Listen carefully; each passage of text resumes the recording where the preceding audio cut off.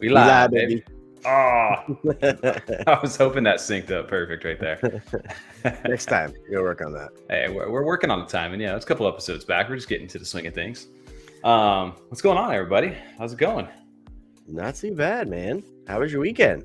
Dude, we're just you had some changes, big changes. Yeah, we got a new camera angle going on right now. Actually, we went straight from honeymoon to packing up to moving into a new house. You know, just big life changes. Couldn't have told you it was a new angle. Yeah.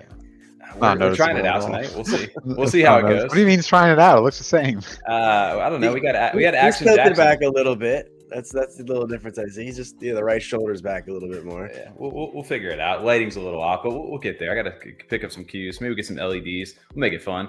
But yeah, I don't know if it's a little more echoey in here too. So we got to fill 100%. That's definitely it. There's definitely echoey in there. Got it. Okay. Yo, shout out to everybody over in chat over there. I see some big names over in chat. I didn't expect tonight to kind of be what it is. Like it was just kind of supposed to be a casual night. And all of a sudden we started tweeting some different projects on there, and all of a sudden everybody from different communities started to show up. So yo, I saw that like 3 or 4 different communities were like, how we don't talk about this project? Why don't you talk about this project?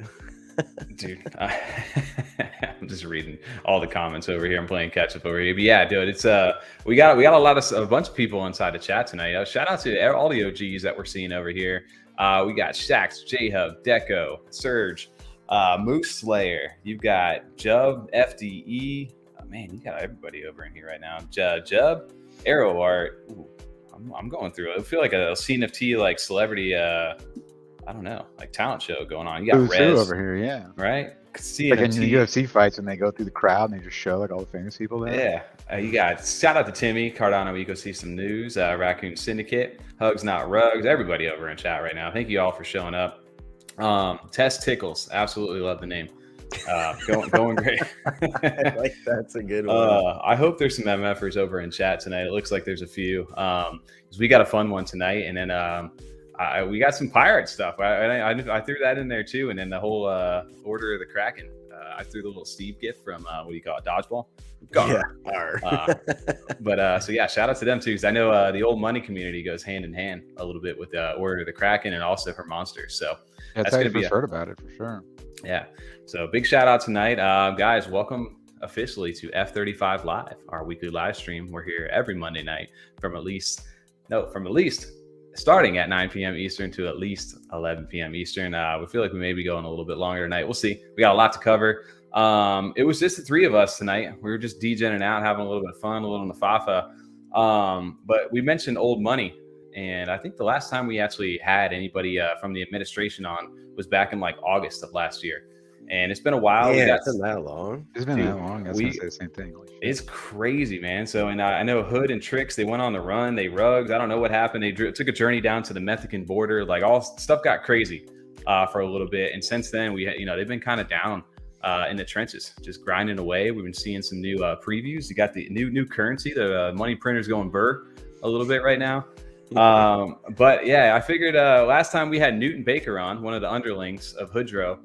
We figured why not, let's go talk to the man himself, get him out of hiding. I think he's come out from under his rock. So guys, I'm a surprise guest onto the stream tonight. Welcome on HoodRuggedUs Wilson. What's going on, man? Welcome. Yo, live from Mexico. It's your boy Hood. What's up, man? It's nice to finally meet you, actually.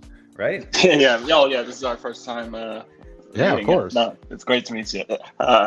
It's pretty hot down here, but the machine is burning and the printer's getting ready. I'm excited. How's your Spanish going? Learn a little bit more. Okay. There you go. See, no, Trix and I are working on it. We're getting there. Nice, dude.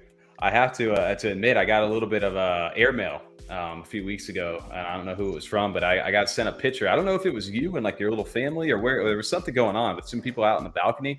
There's no explanation though. It was just that here's a picture of these people. I didn't know if they were nice though, and that was it. Yeah, I've been getting some stuff from Trix too. One was pretty nice. I opened it up and it's just like a blank card, and then on one side it says "I love you," and then I flip it around and it says "fuck you," and that was it. That was it. But yeah, a couple, yeah. He's been sending out a bunch of airmail. I saw a few of them that have come through. So I don't know. I'm sure everybody's starting to post them over there. We're starting something about degradations going on. Some loose lips starting to come out on Twitter now about those. Yeah, that's what's been pretty cool. It speaks to how long we've been cooking up our Mexican bills. Many moons ago, Trix made, I don't even know how many it was, many degradations, and and mailed them out to some of his favorite MFers, and it came with a non-disclosure saying, you'll know when the time is right, and now's the time. So we're excited to see all those kind of come out.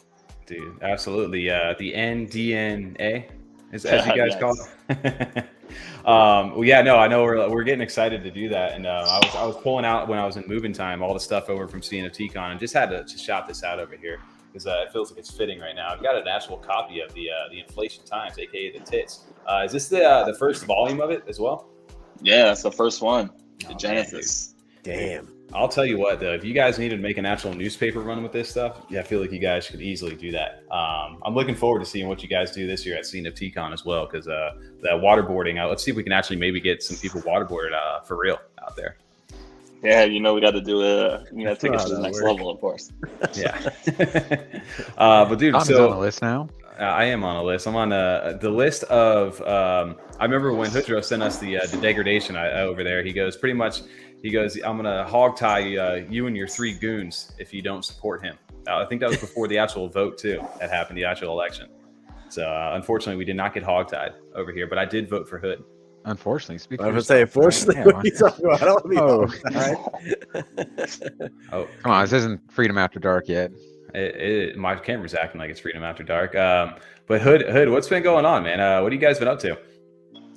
Yeah, we've been hard at work. We've been a little quiet lately, but we've been on the laser focused grind, getting the printer ready for these bills, and we feel like we've designed something that takes every single aspect of what we've done and what we created in our experiences, and it's culminating into this. This is our true magnum opus on the tech side, on the art side, on the degen side. I'm so proud of it. I cannot wait to get into people's hands, and it's truly going to be an experience. I can't think of anything else to even compare it to my knowledge, at least on Cardano. The mint will be like none other. It's nothing like going to a website and paying and then getting an NFT in exchange. It's going to be like I said, it's an experience. It'll be part watching, part enjoying, part interacting, part laughing, part getting pissed off. I can't wait. So the last mint that you guys had, is it anything that kind of evolves from the last one where I think it was the Wen Boys, where you had built like this contraption with all these little bells and little lights and all these different things? Is you kind of evolving even on top of that? Or is that kind of like the test to kind of mess around with? Yeah, I mean, I don't even want to speak ill about our new experience by comparing it to that shitty machine. Yes. No, it's completely taken to a whole nother level. So it's great, and it's I don't know. It's just taking. I truly feel like it's going to set a memory in everyone's minds, and not only give them all these great dopamine hits, and like I said, give you a couple. Even when I'm building it, I'm laughing out loud sometimes about some of the stuff that we're cooking up in there, right? So I'm hoping that you have this. Everyone that mints not only receives this, beautiful work of art that Trixon's been cooking up. One of my favorite creatives of all time, right? But yeah, you'll get this like I don't know, this moment in time that we'll get to look back on, and I really think that we're redefining what's possible with a drop, and not only from the experience, but also our phases, right? Where we're doing 8 different rounds, where we're incorporating new elements and bringing every single round has purpose, and every single aspect of it is fine tuned to really just maximize the fuckery, right? And we're trying something new that's contrary to most of the the past ways that the NFT projects mint, where it's hype. Okay, we're gonna mint on this day. Okay, it's over. Okay, we're done. Right. And then you kind of you'll talk about that mint and how great it was for the next week, and then it's over, right? It's on to the next thing. So we're changing. We recognize how the NFT space is, and how quick the times can change, and the attention spans are short. So we've designed this really it's a long mint, right? And it's designed to bring back some of that magic that we had with our previous mint, where I think we started it right before Christmas in 2021, and it took like a month and a half or something to mint out, and it was just this beautiful experience that really created all these MFers, and we feel like we've cultivated that same experience here. Well, I know you Nice. say the the second one's gonna be even more memorable. The first one I thought was pretty memorable, honestly, and we missed out on that one. So the fact that you're saying this one's even better, I literally cannot wait for this one then, because I'm definitely gonna be a part of this one this time and get to experience everything you guys got going on. So I'm looking forward to the mint. I was going to say too, to like evolve upon that. Like, I think a lot of people, like, you look back at it, if you missed out on that mint where you were able to see like the Bills mint in real time. We talked to Q about that quite a bit, and how it was just a fun experience for everybody to kind of do that. So now, like, getting a chance and giving people to get, here in 2023, a chance to relive that, or maybe, like I said, evolve upon that in a way better way. The fact that you're saying that it's not just going to be send an address, it's going to be funny. There's going to be a lot of different things into it. I'm really looking forward to that. And then I love that you guys never do anything conventional. There's always some crazy shit going on with it. And what we're looking at here on the screen is, like you said, the 8 phases, it looks like. So the first phase we're getting over here is on April 1st, the public supply. And there's only 2,000 of these things. And it starts off with these different titles, of round 1 being Printer Go Burr. What was the thought process behind this, releasing in phases like this? And with it being a public sale at 2,000, what exactly does that mean? Does that mean that there's no whitelist, or does that mean that there's a certain way to get in? Yeah. Let me drop some knowledge for you guys. When we're coming up with all of this new process for how we can drop our signature collection, we designed it in this way that we can continue that perpetual momentum throughout the entire thing. And one of the things that I'm saying how excited I am to drop our mint experience for everyone to experience it. It is in the grand scheme of things, it's still just a small subset of everything that we have to offer. I hope everyone's super happy with how it is, but then they get reinvigorated knowing that that's just 10% of what we have cooking, and every round has new mint mechanics, new ways to use your previous NFTs. Okay. The mint prices are changing. Who can mint's changing. We have aspects where you're able to control what bill you're getting. As you go, you're able to say, I kind of like this more than this, or and all sorts of really cool mechanics that I won't spoil right now, that we're going to drop down the line, that just every round is unique. Every round introduces 4, 5, 6 different new mechanics. It's just going to be a beautiful story and a beautiful addition to our inflationary tale. I love it. Did the titles have anything to do with the theme of those, or were those just some fun sayings around there? Oh yeah. If you can read through those lines, they're definitely hinting at like the main kind of perk, if you will, of that. Gotcha. Of that round. So like I see a win boy down there on round 5 down there at the death kiss of piss, or maybe in inflation times the 8th one down there at tit time or something like that. Is that those little hints like that? Maybe if you read a little bit into it. Yes, of course. I think we mentioned this previously, but we actually incorporate every single one of our previous NFTs into this mint. Whether that allows you to mint certain things, or mint early, or get certain prices, or unlock certain attributes, or choose certain things that you want on the bill. It's all in there, and we've really loaded the surprises, and that's it makes it hard to speak about and to hype it up on things like this, and when it hasn't come out. But that's another thing that we've trying to change the paradigm as well. Of once the mint comes out, we hope that it'll speak for itself. We hope The people who get the bills are so proud of what they own that they're going to share it. The people that go through this, this 10-15 minute mint experience and get all these dopamine hits and have this really, really memorable time will share, right? Word of mouth is pretty strong in the NFT space, and it's just another way of us doing things differently, where we have no desire, intention, we haven't built it in any way to sell out instantly or anything like that. Mm-hmm. It'll sell out if it sells out, when it sells out, and we're very happy with the product that we're putting out, and we're ready for people to enjoy. Yeah, I'm blabbering on. Yeah, no, it seems like I said that you guys never do anything conventional, so it's always fun to kind of, like you said, it's a little bit of a puzzle almost in a way. Like I said, old money never like spells it out for you, just like the roadmap. Like it'll tell you, but it's going to go all over the fucking place, and I think that's the best part about it, why people love it. To me, I'm curious, and I'm assuming that you were going to get some. I had to read through the fuckery protocol that you guys did. I think we had like a 69-page. It spent like literally an hour and a half of my day one day reading through that to get to figure out some of the information inside of this. Are you guys going to drop something similar in regard to how this mint's going to work when we get a little closer to April 1st, or what can people expect from this first little round, if you can say anything?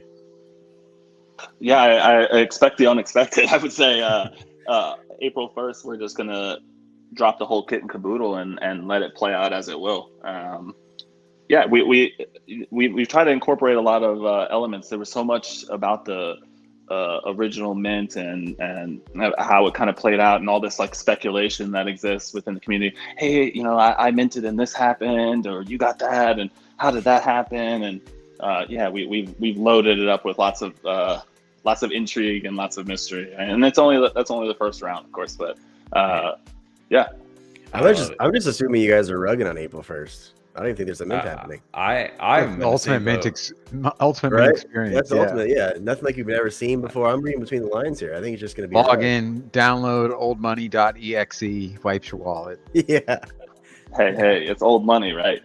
You can't take whatever I'm saying for true. Exactly. Hey, we don't even know who you are at this point. Anax Amanda over here saying he wants Newton Baker back over here. I'm not even sure who that guy was when he came onto the stream, to be honest with you. He did a great job, though. I'll give him that. He had some good information. I just don't know. I heard he hasn't been seen again, though. I hope he was fed at least that night. He did pretty well. Is there so each round? I know there's 8 of them. So is there a set number for? Obviously, there's different number in each round. You're going with for these? Yeah, I think this first round is probably our heaviest round, and the rest kind of get smaller and smaller and incorporate different elements and become a little bit more exclusive and things like that. Yeah, I got you. If you were to read into the fuckery protocol, there was an Excel doc that was used at the time where there's I don't know if that was anything that you could read into that, if any of that information was true, but it kind of gave a nice little breakdown in some regards to this. Is the confirmed supply 12,000, or can you confirm any of that? I'll confirm that that's not the number. Okay. Yeah, I mean, we there's always a little bit of rhyme and reason for everything that we release, and yeah, sometimes it's everything's not what you see, right? I know. Oh yeah. I recently, I think you guys, I did not get it. I've never actually got to experience it. Maybe this next go around we can. I think there was the Vault Hunt 3 got solved, right? Yes, finally, it was beautiful. Some new bobs got minted out over there. So I know, like I said, I don't know how. Do you know how long that one ran? Because I know like the puzzles, those are essentially like some crazy puzzles that eventually, if you get them solved, I know people group up and they go in the attic and all kinds of different things. But eventually, if you get them, you get the back of bills or the bobs, as they call it, which are like the exclusive one-on-ones. Mm-hmm. How long did it take for the last one to get solved? And do you guys plan to incorporate anything like that going forward with this MX mint after this releases? Oh yeah, I'm glad you brought that up. It was we were so excited because it finally got cracked, and I feel like it's been over a month at least. This one was pretty interesting. I'm not going to explain it exactly as complicated as it was, but the Mfers had to basically like break down our very complex roadmap and it led to them deciphering some GPS coordinates and shifting around the digits of those, which then mapped out to all these cities around the globe. And if they took the certain letter of the city name from all those different coordinates and put those in the right order, then it spelled out a URL. And then if they went to the URL, then they had to go to click a button on the URL and interact with it at a very exact moment in time. And if they did it wrong, it locked them out for 24 hours. And it's this beautiful, complex puzzle that we built. And we love it when that happens. It's our fear that when we create a puzzle that it gets solved in the first day or something. And then our other fear is what happened in the second puzzle when it's so hard no one solves it. So this one worked out perfectly. And so we've got two new vaults cooked up in the MX. In the MX experience. So I was kind of tasked with making the one in the Mint experience, and then Trix has his embedded in the NFTs themselves. So be on the lookout for some fuckery on that end. Dude, there's so much hidden in these. It sounds like even just the idea of being, a lot of projects have little references and cool things to find, but usually the references really mainly is pop culture. Like they're kind of leaning against other media, whereas yours are going to be also references to the actual lore you've built now over the years. You're really taking advantage of that. I love that. Right. And what's beautiful too is how topical is we're turning on the money printer the same time the Fed is. It's just wild how our tale of the inflationary times is interweaved with our own reality. We've created this alternate reality that we love to live in with Hoodro and Trix and Nork and everything that we have, and it's sometimes eerie how it interweaves with our own reality and what's happening in our crypto space or our financial space, right? Right. Like the fun way you guys can play on the actual the Fed, and it's kind of a little bit of a joke. We all take it as hey, it's a little funny that these guys really do this in real life. It's the cool parallel through this project, and then you see it actually happening in real life alongside while you guys are doing this. And like I said, it just kind of puts it in perspective of holy shit, this is real. But the way that you guys present it, it's such a fun way. It's so relatable, like you said, into today's current times. And then the community you guys have built behind Old Money and the way that you guys joke and the complexity, right? It's not an easy surface level NFT. If you really want to get involved, you're going to have to jump into the Discord. You're going to have to interact a little bit to participate.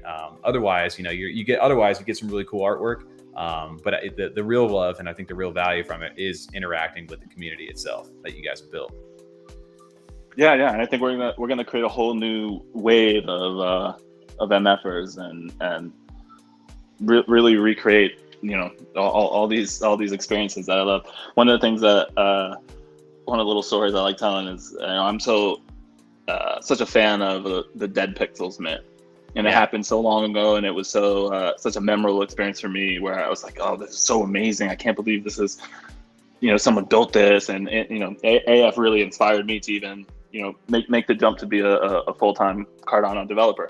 So when I got a chance to speak to him at cNFTcon, I said, hey man, why hasn't anyone else done what you did? Why doesn't anyone else have this experience for the Mint and created these memories that last years and years, and I'm reminiscing to have that kind of thing again. He said, you just got to do something so hard that no one else can do it. I said, okay, I got you, right?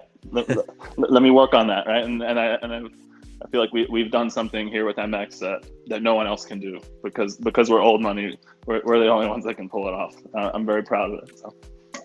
You guys absolutely crushed it. Speaking of that legendary that meeting over there, this has been that pops around, right? Right. First off, me and Dilly took an amazing picture. I don't know who these guys photobombing it are on the front. I just happened to line up, right? It had me over here, Dilly, you've got Hood, Trix, and then you've got AF over here. It's a legendary picture. So, and just shout out to you guys. I know we didn't really ever officially talk about it on stream, but that party, huge shout out to Dilly as well. But for you guys organizing that over in Vegas, because that was one of the highlights for sure of being over at cNFTcon, getting to see everybody there, just having a good time, good vibe, and seeing this community of all of us online MFers kind of coming together in real life. It was a lot of fun. Yeah, man, I think back on the conversation that you and I had over by the bar, just chatting up about stuff that we would chat about online normally. But yeah, man, doing it in person just hits differently. And yeah, all the MFers there, what a beautiful thing. Dude, absolutely. It's one of my favorite things. And big shout out to Dilly over there for getting everything all set up. I'm really looking forward to seeing CNFTcon. Yeah, dude, he gave an epic speech over there. Just MFers will prosper. It was a great, he just let up at a hibbity. Big shout out to Dilly. But I wanted to get back to it. So we've got, well, I guess we could kind of take two things right here. I got another thing over here for the degradations, I guess, because you talked about this briefly before we get to what the actual bills look like. Just wanted to kind of give it a throwback and a nod.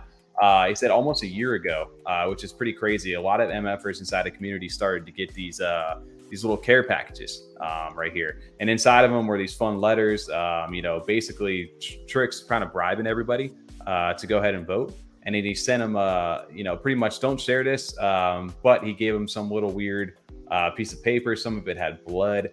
Some of them had some like human, I don't even know, bodily fluids on them. The one that I got sent over to me was coffee. I ended up sharing this recently. So you're seeing all these different things, but did he tell you about this at all, Tricks, or did he just kind of did something show up at your door one day or like, what the hell is this?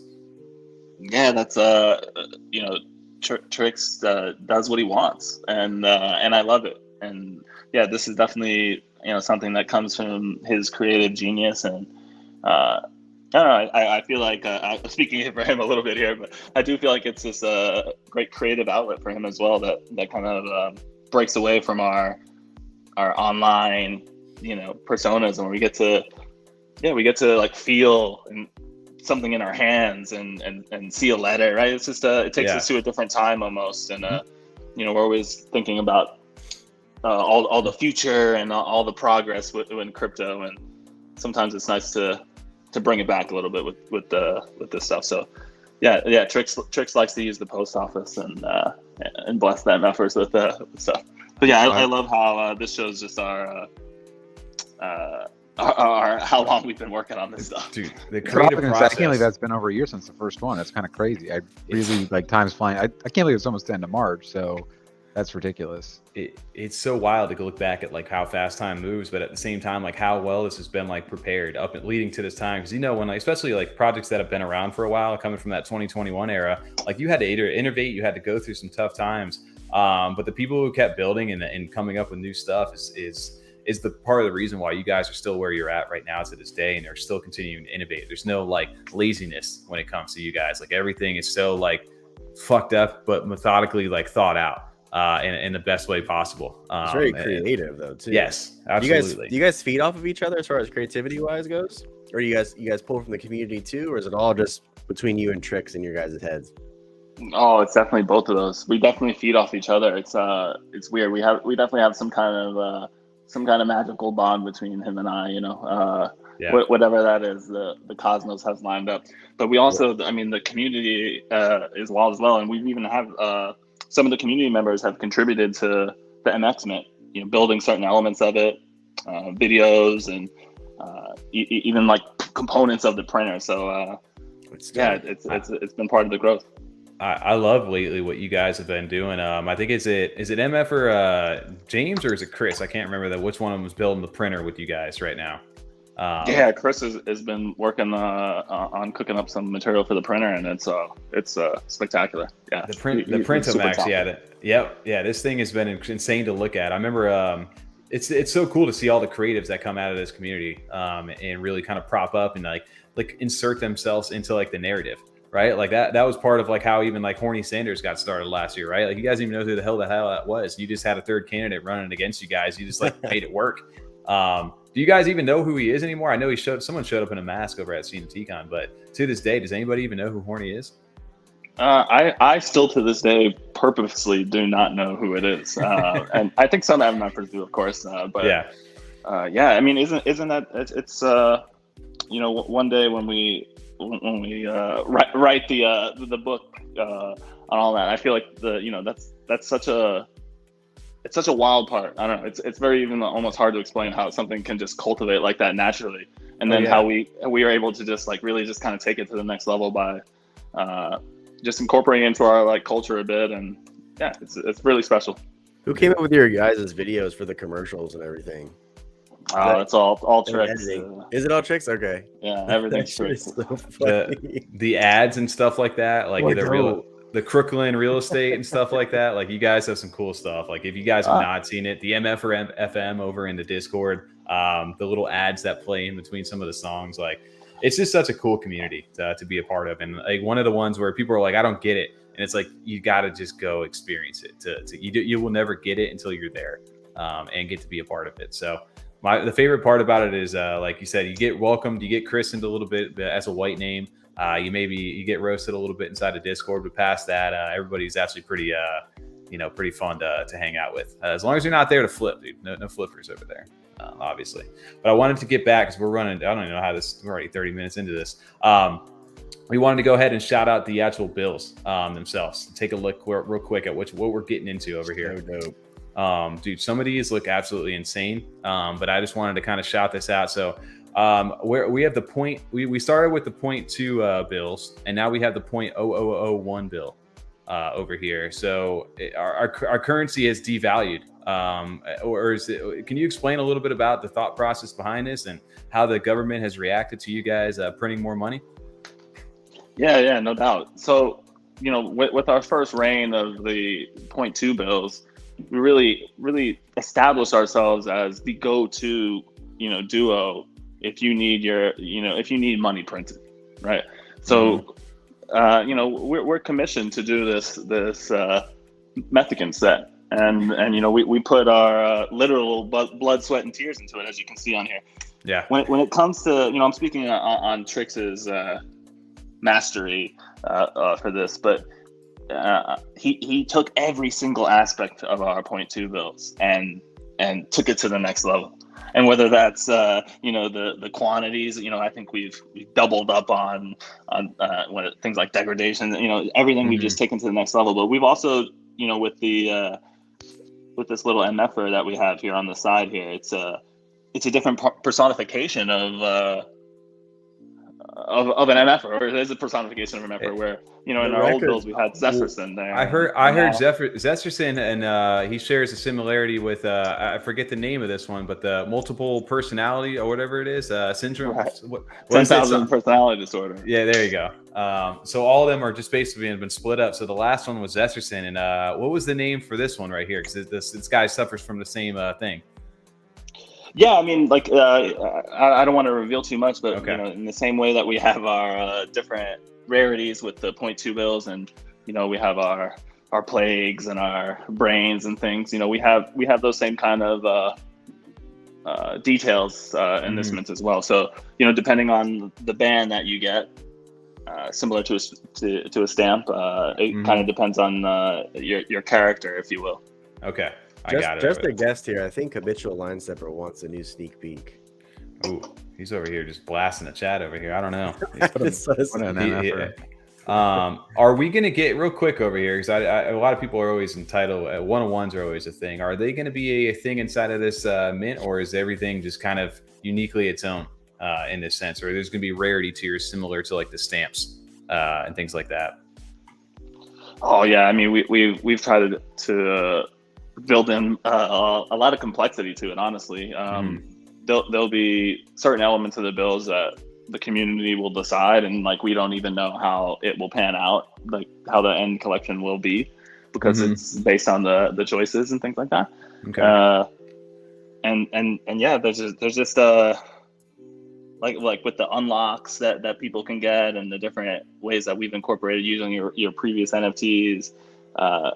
It should allow for a lot that we don't even know how it's going to pan out ourselves, which is a part of the beauty. I love it. The record just sliced in the size of that guy's head there. It's just dope. Yeah, you really loved last night. You love those, TJ. I kept saying it last night. I like that one a lot.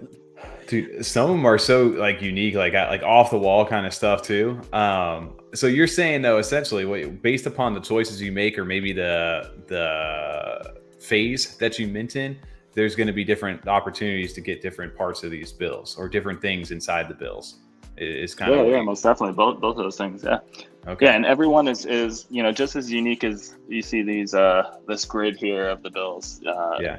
They're all equally as unique. No bill even rings close to the other.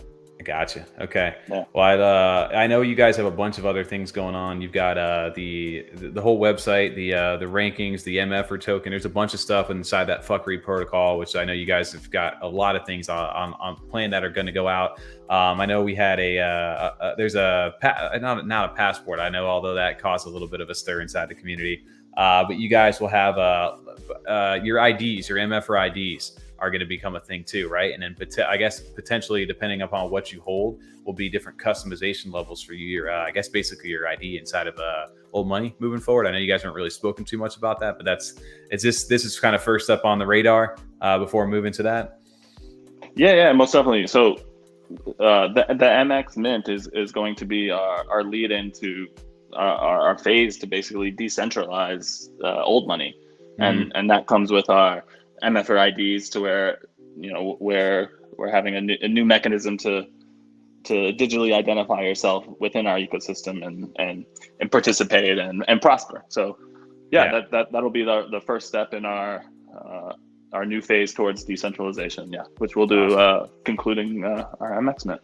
I love it. And no timeline on the MX Mint, right? We don't know how many weeks and stuff are going to come in between that schedule. It's all up for everybody to kind of experience.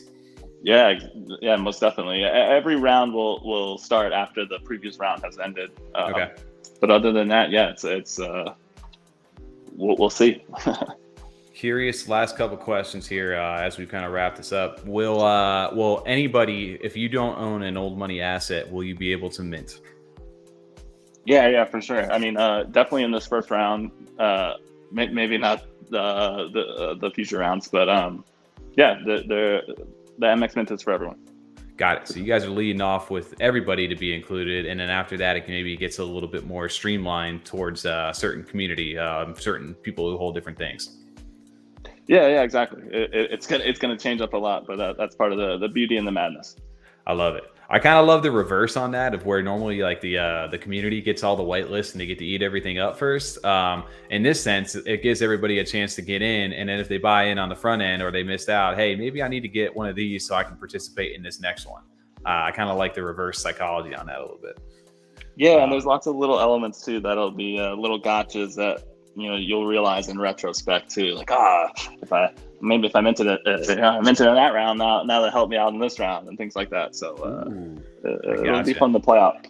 Any indication on what our pricing has been a huge thing, obviously, inside the community with all these different mints happening, especially in the month of March going into April. Any allocation or any information you can give out on mint price?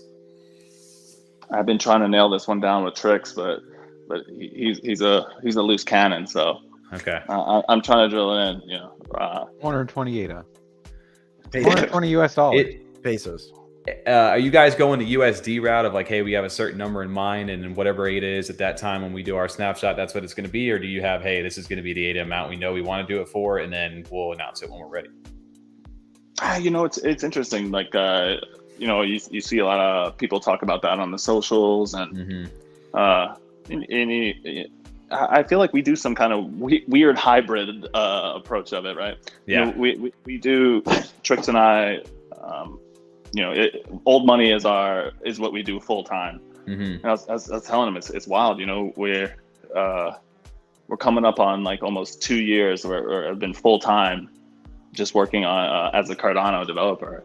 And I tell Tricks, it's like, yo, dude, we're veterans, man. Even how weird is that? But like in the grand scheme of how long Cardano NFTs have been around, true. It's like there's really not anyone else that's been, obviously there's been people around longer than us, of course, but in the grand scheme of things, we're kind of veterans now, right? So it's up to us to set the new standards of the new generation of people that will come after us. We'll be able to take advantage of the successes that we have and also the mistakes that we have, right?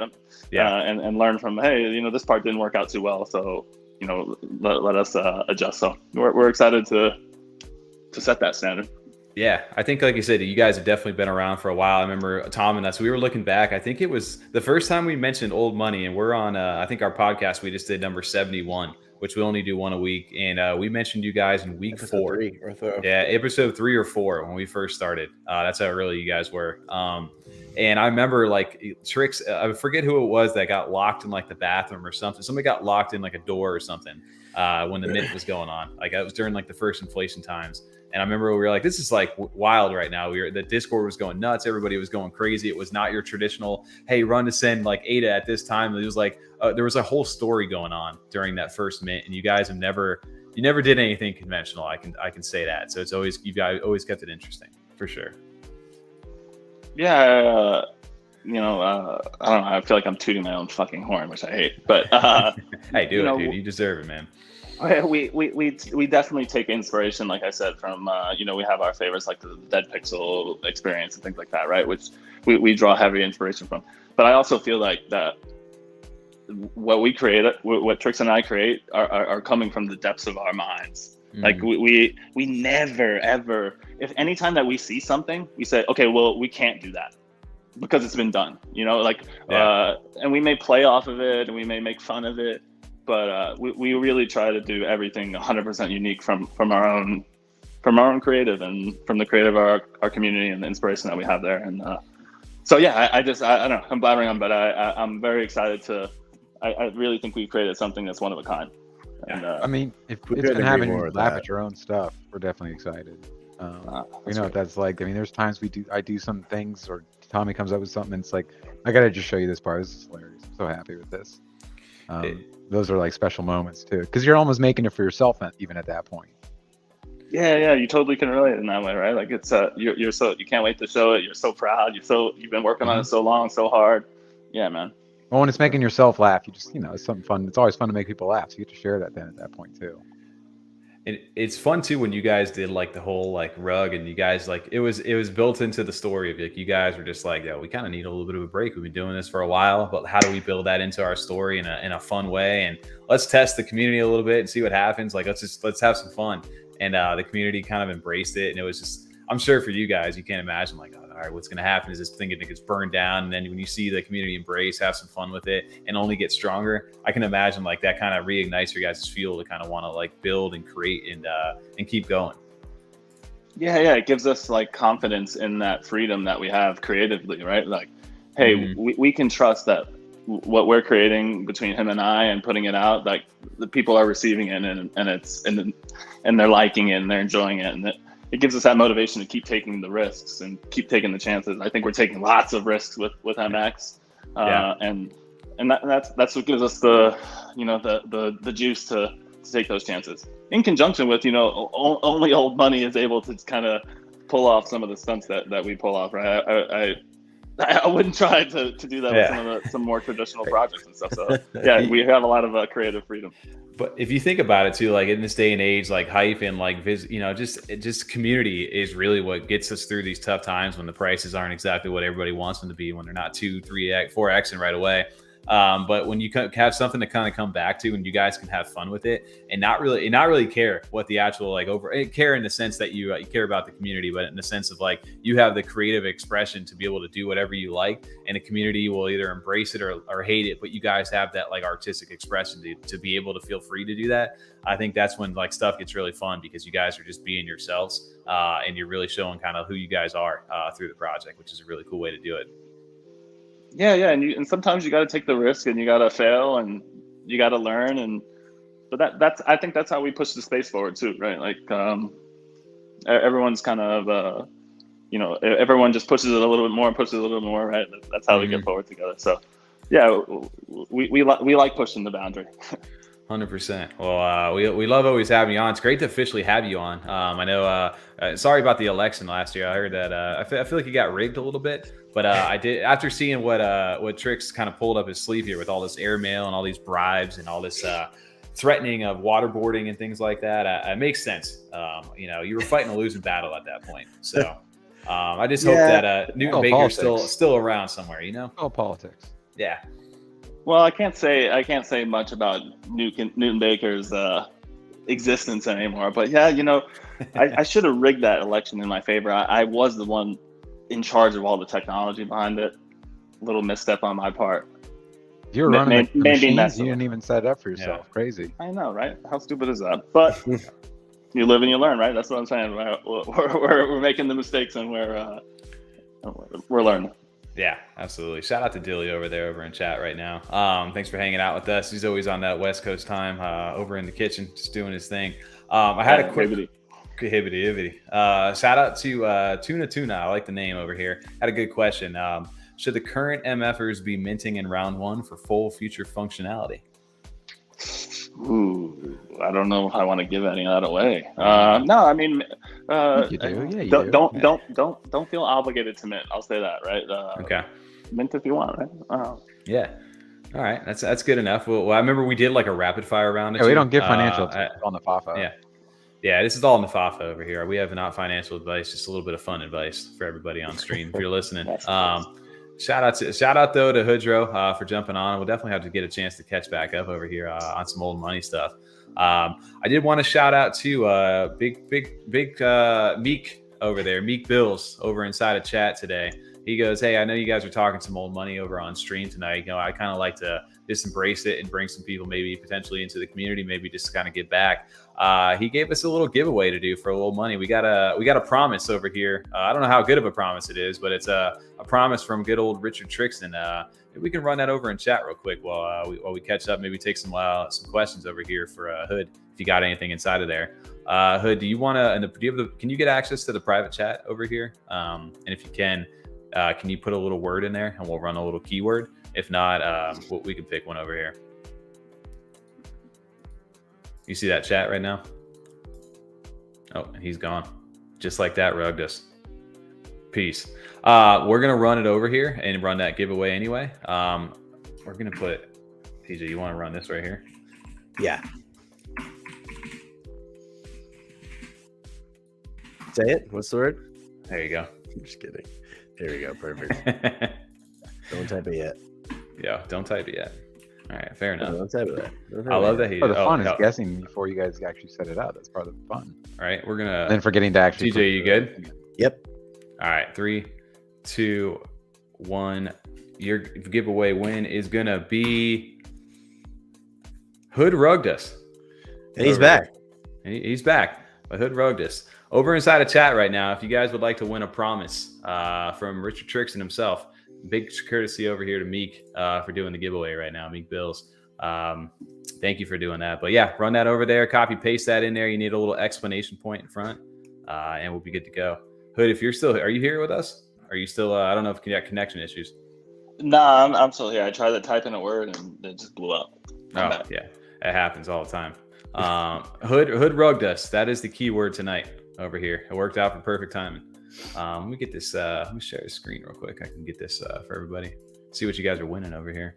Can you explain too while we're doing this? Because shout out to MEEQ and shout out to the community just in general. But the promises that went out during the election time. Can you give any context to what these, what your idea was behind these? Was this purely just campaign materials of just like for the election himself? This was some false promises, maybe some stuff that was maybe not so false. Yeah, those were our final rally cry to when we were performing our election and rallying our troops. And it was our last way of kind of persuading the people to move towards a Hood Tricks or Horny. Yeah, if you remember some of his promises, but yeah. I love it. I love that each of them had their own little banners and everything like that. It truly felt like a nice election that you guys had. I love the, like I said, there's a lot of bodily fluids inside of Old Money. I noticed that. I don't know if that's like a nice little fetish of Trix's or what. Over here. Yeah, I mean, there's no shortage of bodily fluids in MX. So stay tuned. I've seen some of the degradations, and there's some of them that are questionable about what they are. But yeah, I think we got everybody over there. HoodRuggedUs, TJ, how many people we got in? 40 eligible users. 40 eligible users. We got 59 people over in chat. So if you guys have not put ¡HoodRuggedUs, you were not in there. I like, oh, wow. Steven over here is Hood. You got somebody's mom drunk over there. I don't know who that is. That's Steven. No, I know who Steven is. I'm saying like, I don't know whose mom that, you know. That's Steven's mom. Oh. Not Stacy's, right? Yeah, not Stacy. Steven's dad's wife, Tommy. Come on. Okay, yeah, Steven's dad's wife. Yeah. Okay. Let's get ready to run this over here. TJ, you want to go ahead? 3, 2, 1. Crypto Night. Congrats. Crypto Knight. I thought you were about to say somebody we like knew right away. No. Oh, there you go. Boom. Crypto Knight with a K. Got you over there. Congrats to Crypto Knight. If you can, we got our Discord. If you're not in the F35 Discord, go ahead and join that, and then message either doing? TOMMY or Lazy T. Go ahead and join our Discord if you haven't, or shoot us a DM, screenshot your username on YouTube, and then we'll go ahead and get your wallet address over in a DM. You can either message Lazy T or TOMMY, screenshot that, and we'll go ahead and get that promise over to you. We promise. We promise. It'll eventually get there. It'll make its way there.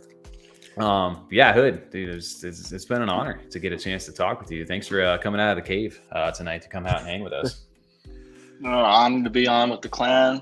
I always love doing anything with you guys. Always love supporting. Would love to be on in the future. Maybe after we get through a round or two, we can chat up about how it went. Let's do it, dude. Always be down for that. Sure, we'll have a lot to talk about too. Yeah. Speaking of stuff, I don't know, Hood, if you got any information on this next project we're going to get into, because it kind of ties into a lot of these MFers at Old Money, a bunch of like some pirates. They don't know what they're doing on the other side. I don't know if you have any information on this or if you want to talk with us about this, but otherwise we're going to jump right into some OTK. Don't know what your night's looking like. Okay. I don't have any inside knowledge, but yeah, that's definitely good people. That's the family, true MFers. So I'm excited to be a listener now and tune in. Awesome. All right. Thanks again for having me on. Really appreciate it. Sure. Yep. Take it easy and amen, dude. Amen. Peace. See ya. All right. Yeah. Shout out to everybody over in chat tonight. That was a nice surprise guest over there. We did not have that planned at all. He just, like I said, came out of the cave and decided to come hang with us tonight. So it's good to catch up with Hood. And just glad that Newton Baker maybe is all right, maybe he isn't. We didn't really get that confirmed. He escaped the basement or not? I think we got, pretty much confirmed that he's not. I mean, he's not. One of those things like, is he doing okay? I can't tell you. Well, you just told me that he's not doing okay. I mean, if he's doing fine, you would just say, yeah. Yeah. Blink twice if you're okay down there, Newton. Wink or blink? Wink, blink. We'll blink twice. We'll blink. Wink with both eyes. What's that from? Oh, that's a movie. It's gonna bother me. Well, speaking of Gar over here, we were supposed to be talking about this, and then they were supposed to be minting this week, and I just wanted, this is an easy transition for projects over here. First time that we've really like gone a little bit more in depth, because we've been seeing this for a while. The community has kind of been letting us know, and we really haven't. I've been so like, I feel like Old Money when Old Money got started on Order of the Kraken, only because I'm so like out of the loop on what they're doing. Because it's so much. It's not just like an easy little project just to get into. They've got so many different components to it. I remember the crest came out first, right? One of the drops they had. They had the family crest that have minted. They've got the talisman, I believe, that were first. They had like the gold, the silver, the obsidian. There's a few different talisman that are out there, and each one there's different. Like I said, there's a lot of different mints going on with Order of the Kraken. It's not just leading up to their main mint, which is the actual pirates themselves and then the ships. So right now you've got three different things from Order of the Kraken. You've got the talisman, you've got the crest, and you've got the jar of dirts. And I believe, if I'm right, there was 250 of the talisman, and they started out that way, and then from there I believe it was the crest, and then eventually the jar of dirts. If I had to get that order right. Maybe somebody over in chat. It's just one where we're going to kind of live research a little bit with you guys on this. But the reason we wanted to bring it up is because Old Money's community, Corbin Dallas, and there's Calico Jack over there. But I'm forgetting the other the founder's name over there. But they're all like tight with not just Old Money, but they're also tight with her monsters as well. There's quite a bit of like the parallel communities, I guess you would say. Yeah, shared community more. Yeah. Not that working in junction or anything, but yeah, just a lot of the members from those are in the similar community, which you can tell just kind of the attitudes and how like things go down in the Discord. Real quick, tell me, which internet did you get for your new place? You are rugging intermittently. Am I rugging really bad? Not bad, but intermittently you were just talking and kind of cutting in and out. Maybe it was just for me. I don't know. It could be. I do have a new internet. My fiber got dropped where I'm at, so we're rocking 1,000 meg over here, but definitely not what it was. So okay, we'll see how that goes. But yeah, no, shout out to Order of the Kraken. This is one of the talisman that were out there. I definitely didn't mint one of these, and I did not get a chance to get in. But if you did get in early, this thing provided a lot of benefits for the community members. It's dope. I like that. Dude, the artwork for them is really cool. I'm a big fan. But yeah, the mint was supposed to happen this week, and they actually pushed it back a little bit. They are now minting in the middle of April, pretty much, is where they've gone. I believe was it the 10th to the 12th. They're doing like it's a mint window. It's not just an exact mint date. And the main reason, 12th to the 12th to the 14th. Is it? Yeah. Oh, sorry. Okay. Yeah. Then it was a 2-day window on that. Tommy. Don't get it wrong again. Yeah. Tighten up. Yeah, dude. Blackbird and Calico Jack over here are gonna fucking just walk me to the plank. Is what's gonna end up happening. But no, I just wanted to shout this out though, because they've got they pretty much were like from, I guess, the metadata standards that they had from the SIP 25. They wanted to go ahead and integrate it because of all the upgrades and different things that they're going to be doing. They're the NFTs, so I guess with Anvil, they're minting with Ada Anvil. They're going to be upgrading it to like SIP 68 metadata standards. So it's going to be able to bring a lot of the main collection of their pirates forward. Same thing with the ships and things like that. So that's one of the reasons for that. And there are also is giving the artist a little bit of time to rework some of the just fine tune some of the artwork out there.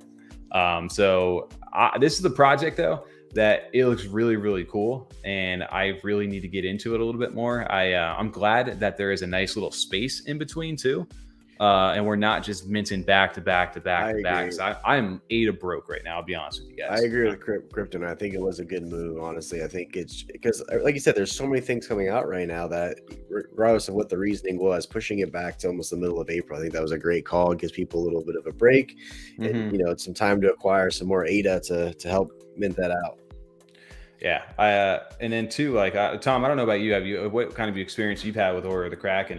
Is this something that you were ever looking at one point? Well, the first time we heard about it was actually during a live stream, I think. And they kind of called it out, and we're like, "Oh, old money. We'll definitely take a look." And then we were just getting caught up because it was just kind of a lot going on. This is one that is they got a lot more beyond just kind of like the lore of the pictures of their art itself. So I kind of just got out of touch because it was so time intensive to kind of get into. Yeah. Which is not a bad thing. It was just more like a personal, I just didn't get the time to personally look into it enough. And then since then, we've gotten to talk about it quite a bit. Like, I'm pretty excited. Yeah. I like pirate stuff too. I'm also a little bit of a sucker for like pirate things. So I definitely am already for that, just on like some level.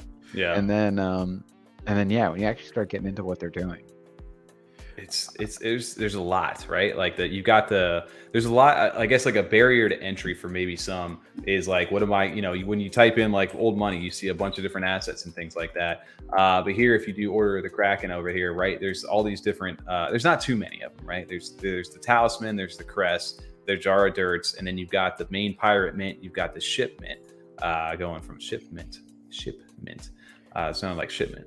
Over here, but this also kind of reminds me a little bit of maybe like Ape Society, certain different projects where they do like the different naming. I believe there's 12 of these different families, and then depending upon if you mint during a certain mint period, they were telling us over in or on Twitter even today, they were tagging us on this.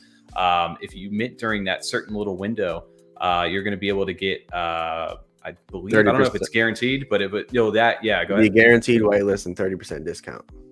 Also, though, there's the 13th family that you'll be eligible for, and there's a bunch of different like perks that you'll be able to go ahead and actually like I guess they're doing like all these a lot of different value is what they're trying to bring to this by doing this early mint over here, or not early mint, sorry, this mint window. Let me pull that back up because they definitely tagged us on this, and I'm now struggling to find it. So does it help you to obviously own multiples of the jars of dirt? And just yes. So yeah, there's different like benefits and whitelist opportunities over here for holding the different assets. So there's different jars of dirts too. There's not just there's a jar of dirt, I believe, for the pirates, and then there's a jar of dirt for the ships. Then depending upon what kind of jar of dirt you have, it either gets you a free whitelist, like 1-to-1, or it gets you a whitelist with a mint with a 30% like discount, I believe, or something. Is what it is. Yeah. So you either get a free one or a discounted one is what it is. So you've either got the pirates or you've got the ships is where we're at. And I'm on those things, dude. Yeah, no, these are actually insane. If you look at some of these are the free ones where you get a free one. The discounted one's still 98 over here. So this is you'll be able to register your whitelist and do everything. If you guys jump over into their Discord and you have a jar of dirt, this will get you a whitelist with a 30% discount on it too. Which I wanted to say it was like somewhere, I forget what the actual mint price is going to be. I thought it was like 70 something ADA with that discount, or maybe I have to go back and look at the exact thing. It's pretty significant. Especially now. Yeah, you get a. I got to go back and look. I don't know if they have all the mint prices and stuff inside the Discord. If somebody in chat have knows. a black baby beard on the show. See that little black beard here, little one. Do you? There you go. Tommy, something though. I mean, Yeah, you mentioned how intertwined the community is also with her monsters. It's just kind of like interesting to me because when you start looking more into it too, you can kind of see where those two communities could come together. Because that's two projects that we've talked about a lot. Yeah. And a lot of similarities as far as not maybe like the tone, but like the technology and stuff behind it. I mean, just two of the ones, like if you think of websites that really stand out as far as the interactivity on the CNFT space, like they're probably the top two. Not to say they have the best websites, I just mean like as a user experience and then the things they've gone into, beyond just visuals and making it look neat and nice and organized and having information on it. Yeah. And both of them are two of the ones you name, and then you have this one, Order the Kraken, coming in. Dude, it actually looks. The more I look into it, the more like it's like, man, like you got to get yourself like kind of hyped up to be part of that community to really experience like the actual project, right? Like it's not just something you just like kind of just like, oh yeah, I got one. It's like there's so much more to it you can get out of it if you participate in that community because they are doing a lot of different things. But essentially what they were saying is that, so the mint date's set between April 12th to the 14th, depending upon the free claims that you get with the whitelist and the jar of dirts, or you have the actual like 30% discount on those jar of dirt for the whitelist. It will, that's the time period you're going to be able to mint those in. But what happens is if you pirates minted during this period between the 12th and the 14th, then they retain them until the snapshot the following week will be eligible for the 13th family free claim airdrop process. That's pretty sick. I'm just going to pronounce it I don't know. Ching Shi? Is that H silent on the second one? I would say Ching Shi. That was how I would pronounce it over here. Stop. But yeah, so you can kind of read. They're basically giving around 160,000 ADA in total value. Going to be delivered back through the process to the community, and doing some raffles based upon the jar of dirts and the crest that you hold. So there's a lot of cool things that incentivizing people to get into the community and not just zip and flip your way out of it. Which is always nice, right? Like everybody wants to get a quick buck. Well, I'm assuming with all the family crests that are out, we're getting a preview of the last names of the pirates, obviously. Oh, so they're over there. You're gonna want to probably mirror or match your pirate with your family crest if you can. So if you have those talisman, if you hold one of the talisman and you match the family crest name with the talisman, you're going to be able to get claim free ships, free pirates, and things like that. So yes, that is a thing for sure, and there's a reason that you can do that. So once you get all that stuff, then what happens? Once you get the pirate? Well, yeah, once you get the pirate, you'll match everything up. Is it going to be like an Ape Society thing with the token or whatnot, or staking? That I could not answer right off the top of my head today, and maybe one of the reasons why you're not part of the team or anything. You don't know that answer? Maybe I don't know. Maybe we need to get the team on. It sounds like we need. You ever seen Sea of Thieves, TJ? I have. It's fun game. That's it right there. Mm-hmm. Unlock that. Yep, that's how you unlock it. I'm curious for the people watching over inside the chat right now, if you guys are part of the Order the Kraken team or community right now, what has been your favorite thing that has kept you guys and got you excited for it, outside of just some of the really cool artwork and different things that they're doing? Is long term, what is the project? Obviously there's a lot of lore built into this. If you go to the website, there's really cool where am I at over here? Okay, I'm on the website. There's a lot of really cool lore built into this, with all these different letters and stuff from the captain, Calico Jack. There's some really cool stuff to kind of read into this, the archives. And I know there was puzzles, and there was they take kind of some of the vault stuff, maybe from old, not exactly like old money, but there's a lot of different treasure hunts and things that they were doing. And I don't know much about it, but I know they have a lot of different lore built into this too. So people were big on Stag Alliance for the lore. maybe this is kind of mixing some of that up as well. I'd be curious to see what the community is really looking forward to here, because there is a lot to digest for sure. I know. I wish there was like a Spark Notes or something like brief that can kind of break down everything and what you need to know quickly. Yeah, to get involved. I mean, same thing with old money though. Like if you're looking from the outside in and don't know what's going on, I mean, you really can seem or feel overwhelmed with what they have to offer, because it is, like you said, the visuals are really cool. The websites don't. We like the idea of what they have so far, but you want to know a little bit more specifically. Yeah. Well, we'll get into that here in a sec, but I just wanted to shout out to the community right now, and shout out to everything. You just said all of it. Oh, I did? Okay. There you go. Florida projectile. So, I mean, that's cool. Like that's good though, that there's a lot going into it. And big shout out to Corbin Dallas. I got it. I need to do my research over here before we jump on some of these streams, boys, because I can't. Huh? Legend. Another one. Legend. There you go. I just know Blackbeard and Calico Jack, dude. Those are my like go-tos. Well, Calico Jack, he's the one that the like the pirate flag. Mm-hmm. Like the traditional skull and crossbones flag, that's his flag. Yeah. Okay, I got you. Yeah, the real guy, not the project one, real Calico Jack. So that's yeah, the last pirate for sure.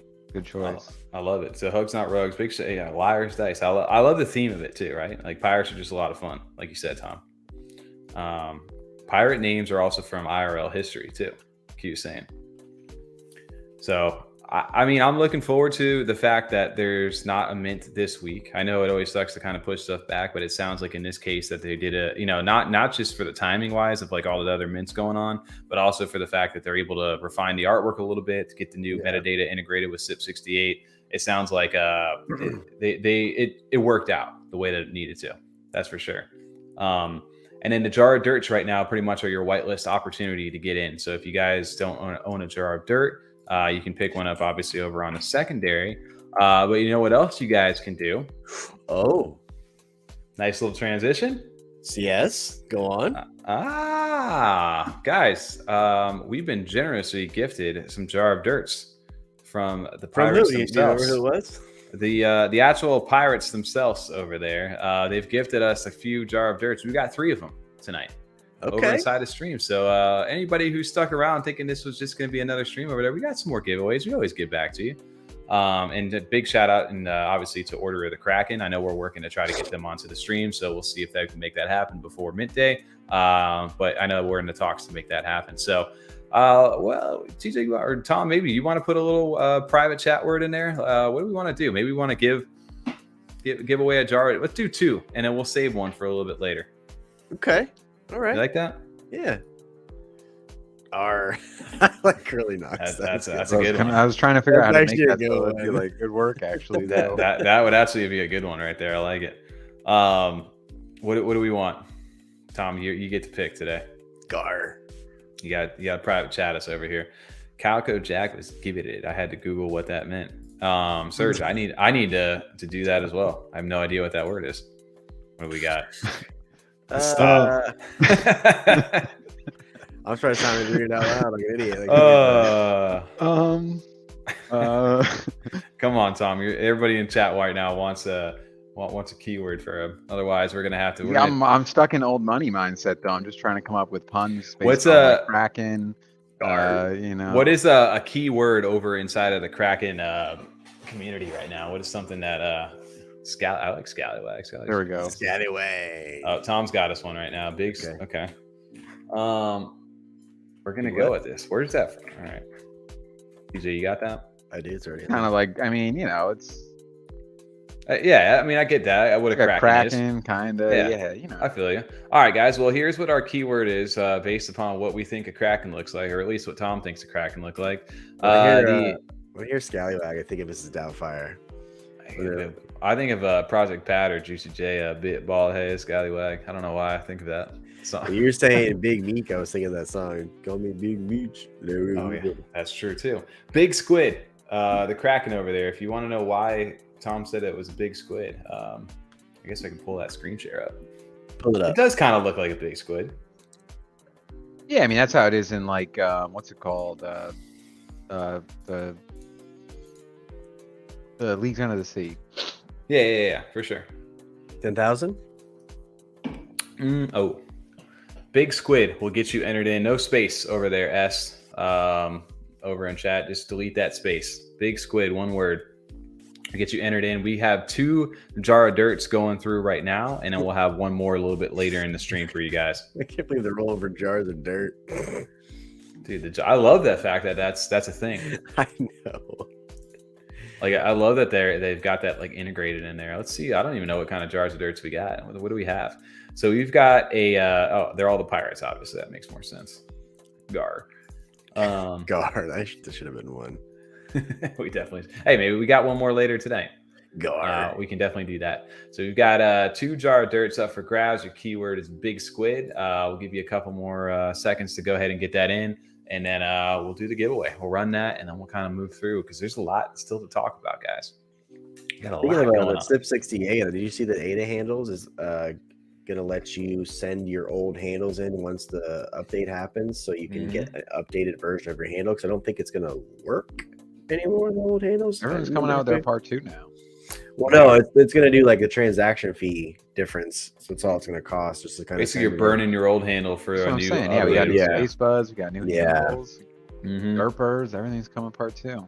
Yeah, TJ, how many people we got? 51 people over in chat. How many entries? 42.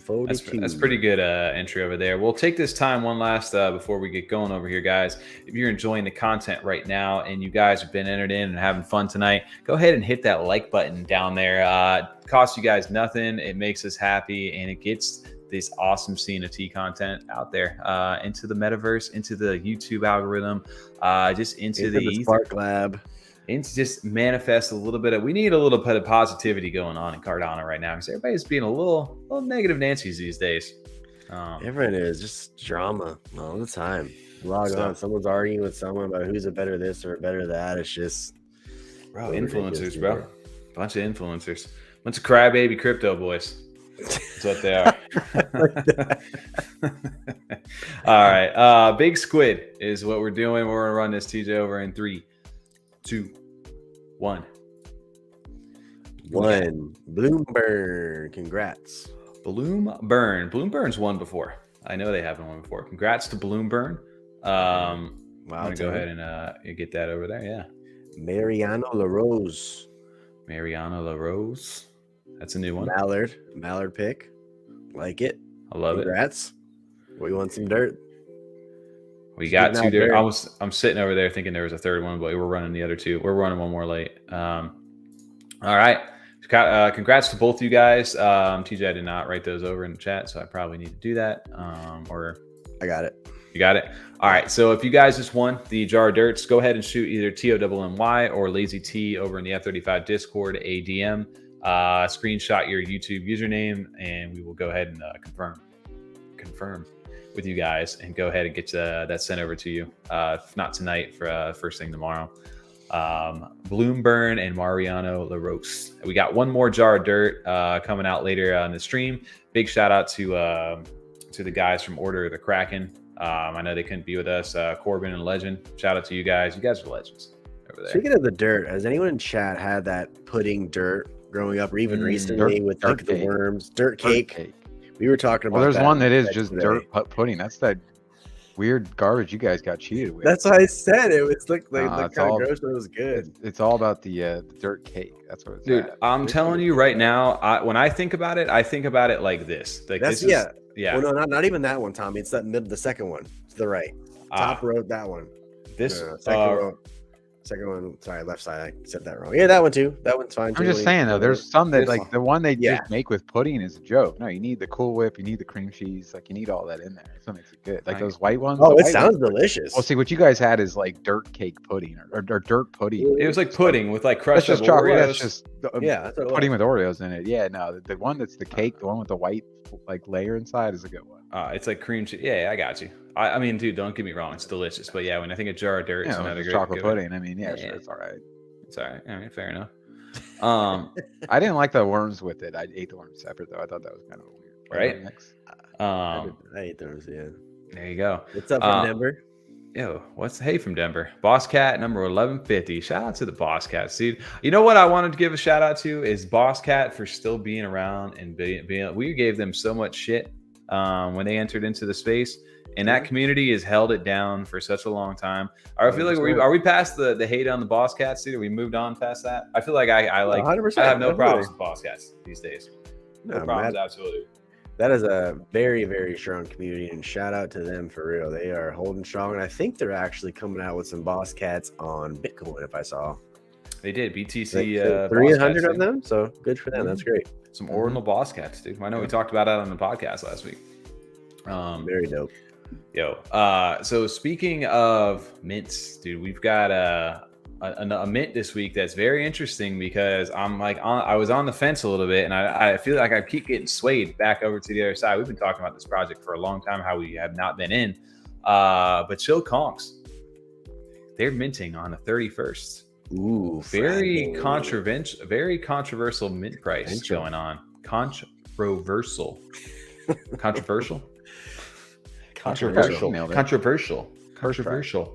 Boo, we got a boo in the chat. Ooh, El Pistoro does not like that. Ooh la la from Crypto Addict. So I like those two. There's two sounds back to back to back. But Triple Threat says, let's go Kongs, rocking the PFP for the Kongs. So we've got a little bit, we've got both sides of the crowd over here. The Magic Kongs are minting on the 31st, and they dropped a little video today. I don't know if you guys got a chance to see this. I actually really like it. Like the artwork, I'll give Deckard that. Like Deckard does some really cool art. It's trippy. It is very trippy, but some of the traits, dude, they look really good. Personally, just me personally. I think we've said it before. I mean, I've said this before at least. I truly like the original artwork of Chill Kongs, and I did like these Magic Kongs too. We had the discussion of which we like better, and I said I think I like the Magic ones better, honestly. Yeah, because they get that second chance almost. Like they can take what everyone liked. They realize, before they're kind of just taking shots in the dark, or they're trying to fill 10,000. Kind of get a little more creative, really get into like the details. Yep. Mm-hmm. And they know that people are looking for those small details. What is the allocation for this one? I don't remember. Is it so there's like 4,000 okay. It's like 4,488 or 4,888 of these things for the public mint. And the public mint actually happens before the OGs get the shrooms. So yeah, here you go. So you've got I don't know if this will zoom in or not. Bold statement from Florida Crypto. Chilled Kong will be known as the first blue chip Cardano project to lose blue chip status after this mint. Interesting. Yeah, we've got some serious comments over here. You're saying El Pistoro over here is talking about Aki over there, who is all part of the Baby Alien Club. That was the whole controversy. Jeez, my words tonight.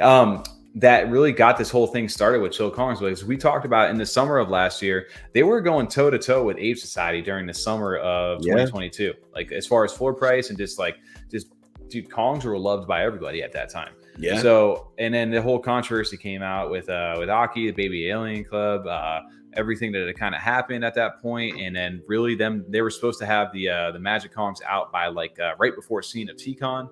And then that didn't happen. And then some personal stuff happened, I guess, with Deckard, and he still was working on some stuff. And then they kind of went silent as far as the marketing stuff went, and then kind of got left in the dust. People moved on. And now we finally got this announcement. They're here. Even, what was it, Benny at the bank, right? The community manager, he left. He went over to Alley Cats. So there's a lot of shakeup in the community. And I think it caused a lot of uncertainty too from a lot of the holders. So what ended up happening though is now you've got this announced. They've got the artwork, they've got the mushrooms that are out here, and the public mints first. And there's 4,888 of these things. They're launching and minting on JPEG. They're 350 ADA mint price over here. And that's caused a lot of controversy over inside of the community. For most of the argument is not anything to do with the art, I think, for people. It has everything to do with, why do you need that much money? What are you doing with it? I agree with that, honestly, because that is a pretty steep mint price to. I'm just going to say what is the utility for that price? What am I as a holder? Would I be getting in that return? What are you offering me from the image there? So I think what kind of hurts more if you're, I don't know, maybe Triple Threat, you can answer this for being in the Kongs community here over in chat, if you're a holder, if I'm a holder and I've been holding on for over a year, right? It's been a year and like 3 months since they minted at this point. And nothing outside of like holding on to that PFP, you've got nothing yet. So this is the first utility for anybody who's held.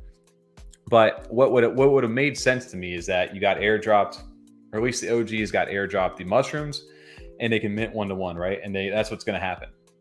They're going to be able to do this. But the other part of this is that they're doing a public sale and these people are getting some as well. And I feel like a lot of the community kind of is just like, you know, you want all this money up front. Why? And for us, it's not really doing anything because they're getting it before us, the public, and we've been holding on, and anybody could have just got one of these. And I understand that you're going to be able to get some OG traits and stuff like that from the original Kong and do your mushroom and things like that. But it's just, I feel like some people maybe felt like they got like it just hurt a little bit to hear the way they went about doing that. And I don't know. I'm curious to wonder how the community feels about that, how Kong's holders feel about that, and how like people from the outside perspective, like me, who never ended up buying one, who wanted one. And now I'm just like, I'm going to take my chance maybe at the public mint to potentially get one of these without having to buy an OG. Do you think the allocation to the public was too big? Do you think it should have been smaller like Old Money did? Old Money did just 2,000 for public, and they're going first. The only reason it would make sense of why they did as many as they did of these is to get the funding needed for whatever they're doing next, right? Like they could have easily done a lot less of these, right? On the public side, at least. Well, are you saying they're not confident in their holders to mint it? Not that they don't know, because if you think about it, if you burned your thing and then got it, right, like then at that point, essentially they're dropping value to the original holders, and it's costing them money, but they would have potentially had to use that out of their original mint money. But now at this point, they're asking for more money, and I think that's what's caused a little bit of an issue with people inside the community. Is like, why are you asking for all this new money? I haven't gotten anything yet from you guys, and now you're giving the public pretty much what I'm as a holder am getting for free. Yes, you're getting it for free, but the only defense I'll say, I mean, I guess ADA. I mean, ADA wasn't even $2, and it was only 39 ADA, I think, when it first minted. Oh, they were. It was 39 ADA, and when ADA was like $1 something. $1, yeah, like 17.20 or $1.20, whatever. It was like $1.20, yeah. So probably roughly like $50-$55. Yeah, which don't get me wrong, it's a lot cheaper over there. They didn't, obviously it wasn't as much money. It was a different time, right? And now here we are, and they're doing it with the mint price. What's 350 ADA at this point at 35 cents? Well, roughly $100. Today, yeah, roughly $100. Yeah, exactly. Right. So they're doing, so it's a little less money than what the original mint was. I guess what I would like to know, if I'm a Chill Kongs holder or potential buyer of these new ones, what's the difference between the original and the new ones? Like what is the difference between the two? Like utility wise, like what are they going to get me? I don't know. Again, like I've always liked Chilled Kongs as far as like the art goes. I really have, and I do like the art of these Magic Kongs. But 350 is like it's pretty steep. But I'm not. It is steep, but dude, I'm not gonna lie. When I see some of the previews, it's kind of got me, at least on the public front, like wanting them. I want to get in a little bit. Oh well, yeah, of course. I mean, do you want to get into hold? Or do you want to get into flip though? I kind of want to hold one. I'm just being real. Like I think personally, because obviously he's had enough time to iterate over here a year now. I think these ones look way better than the originals. Like personally, just as far as traits go. I said that. I said I like the new ones better, honestly. So there are some clean ones for sure in the first set, but so to me, like that's where I would like, I kind of would just want to hold on to one of these things, and if it goes, it goes. But I'm not sitting here like, I mean, I think if you are able to mint, I do think these things are going to insta sell out regardless of price. I still think that these things will insta sell out. And I think a lot of people are going to go for the zip and flip, and for the ones that maybe aren't as rare looking, yes, I feel like they're either going to come right back down to mint or potentially even lower. We've seen the majority. Someone did a good thread on the mints that happened this past week where they were all down like 24-25% from the mint price outside of her monsters. And Goofy Gophers is like only 2%. That's pretty crazy. Do you think we're like on a trend of seeing higher mint prices from here on out, like 200 ADA plus now? Do you think we're past? I think we are. I think at this day and age, I forget who did the thread.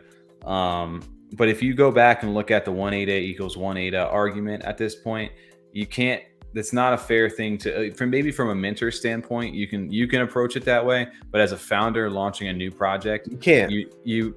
Majority of people who do things in what all the expenses are in USD or in some sort of their local currency. It's not just in ADA Cardano. We've had this discussion before. Business, like you said, just can't survive on 30, 40 ADA mints anymore, especially the ones that have an actual vision and a plan with what they want to do. You can't. I just think no feasible way. It makes sense to me too. If I'm a business owner and I know I have a set goal to make certain things, I need a set dollar budget to do things, then yeah, I'm going to set it towards that route. And I know that's a little controversial, but if you look at it back in the day where, Claymates or somebody was minting, Claymates actually had a pretty cheap price relative to where they were at. They were like 39 ADA at like 2 something. So they were like almost $80 maybe. I think it was 44 ADA, 44, something like that, right? So we were anywhere from like that $80 to $120 range for the most part back when CNFTs really were taking off back in like our end of 2021. So if you look at the dollar value now, we're pretty close in mint prices to where those are at. It's just obviously the sticker shock of 200 to 300 plus ADA for a mint. If you, especially we talked about this too, if you're an OG holder inside the space and it's been here for a while, that's a lot of ADA to some people. But for new people coming into the space, maybe from other chains, they're like, oh yeah, 300 ADA, it's 55, $100 or whatever it is. I'll go ahead and mint it, right? Yeah. It's just a totally different mindset for people. I feel like. That's how I kind of agree with you, Florida Crypto. I mean, you can't, to compare the two as far as price wise goes, like you're getting so much more utility with Goofy Gophers versus the Kong. And again, I do like the art of Kongs. I'm not lying. I do. Here's my argument. And don't get me wrong. I love Gophers. Florida Crypto, big fan of Gophers. Obviously, I'm into quite a bit of them. But you can argue what is utility to somebody. There could be IP and branding. Oh, that's a Bored Ape Yacht Club. That was a status symbol, and utility was the status symbol, and that's where the majority of that value was driven before all the metaverse and the celebrities and all that stuff. There was a perceived value there from being in that status of Bored Apes, like early on. And there's other communities that are like that as well. So utility is definitely defined in different ways. It's not always how much dollar value or how much money can it bring in right away. It always ties back to money, but it's always value is measured in different terms.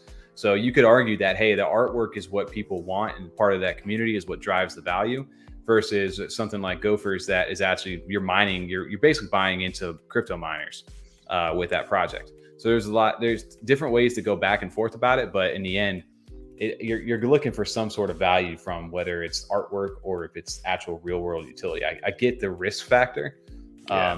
In the artwork side of it though, because I think it's harder to deal with.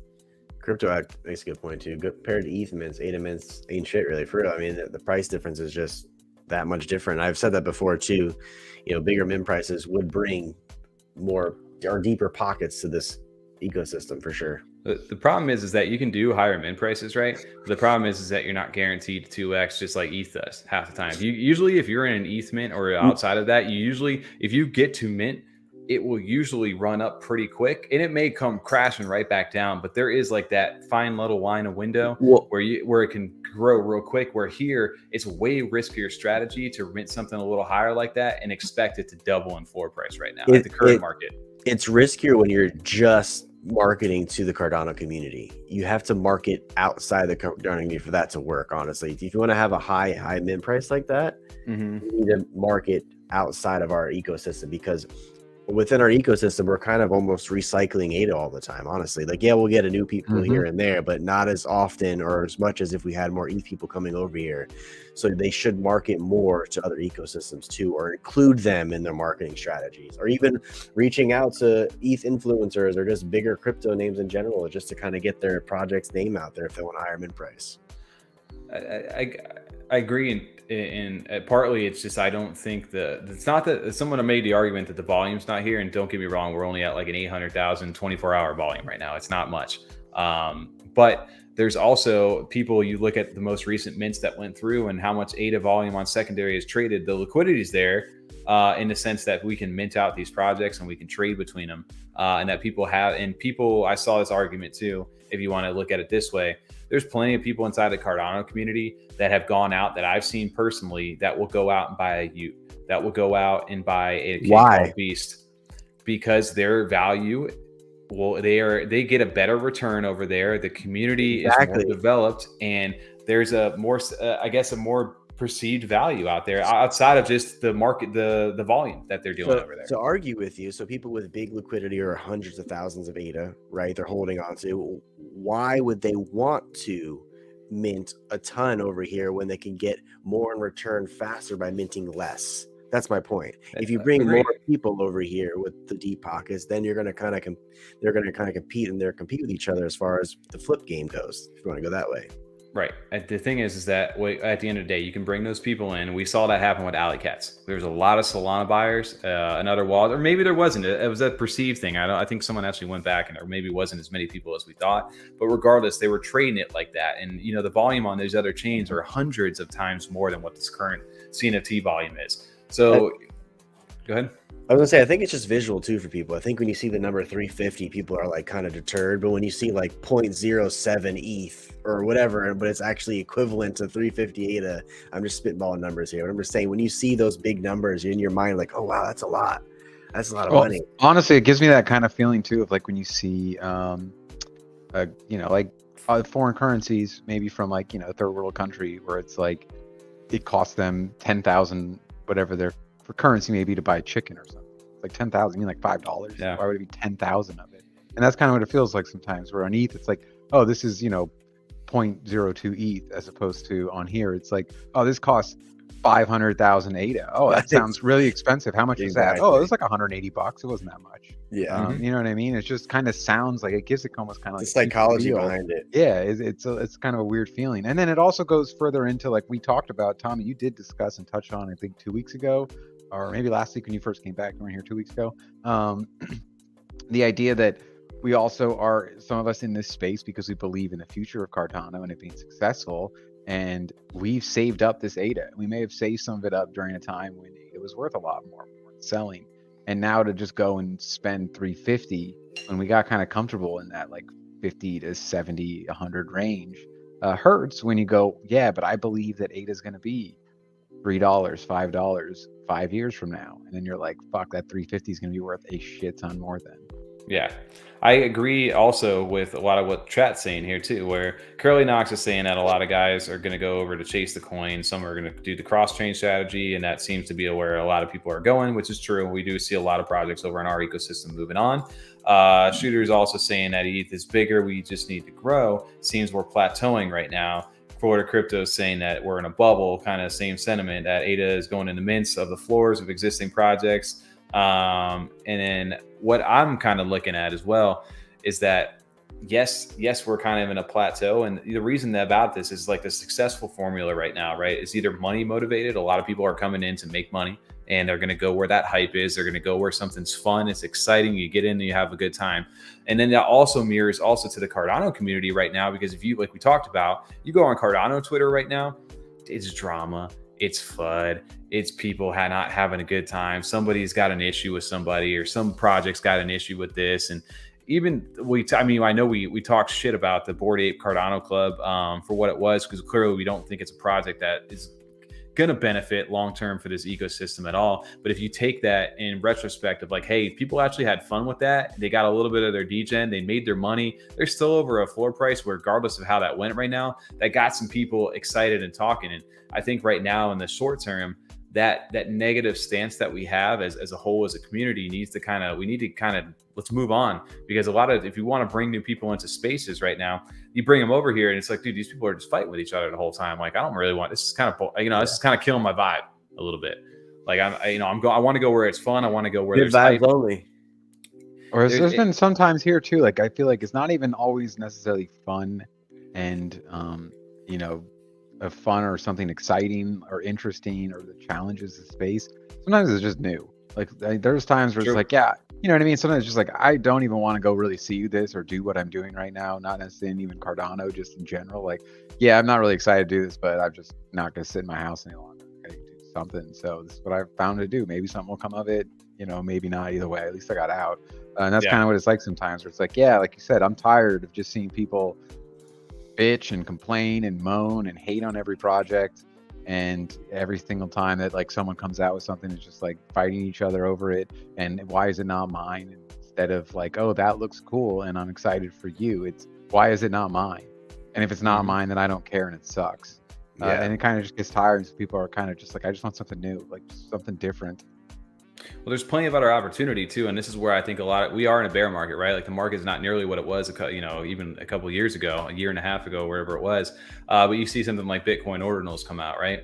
And how quickly that platform has grown, and how the opportunity for a lot of people to make money over there has been greatly increased, even more so now, where these new projects come out, and they may not have half the utility of the projects that are over here going on in Cardano. Like there's tons of better stuff going on over here, but that quick little like excitement, that mindset, that opportunity is there, and people are going to go there because they could potentially make money, they could have a little bit of fun, and it's hyped right now.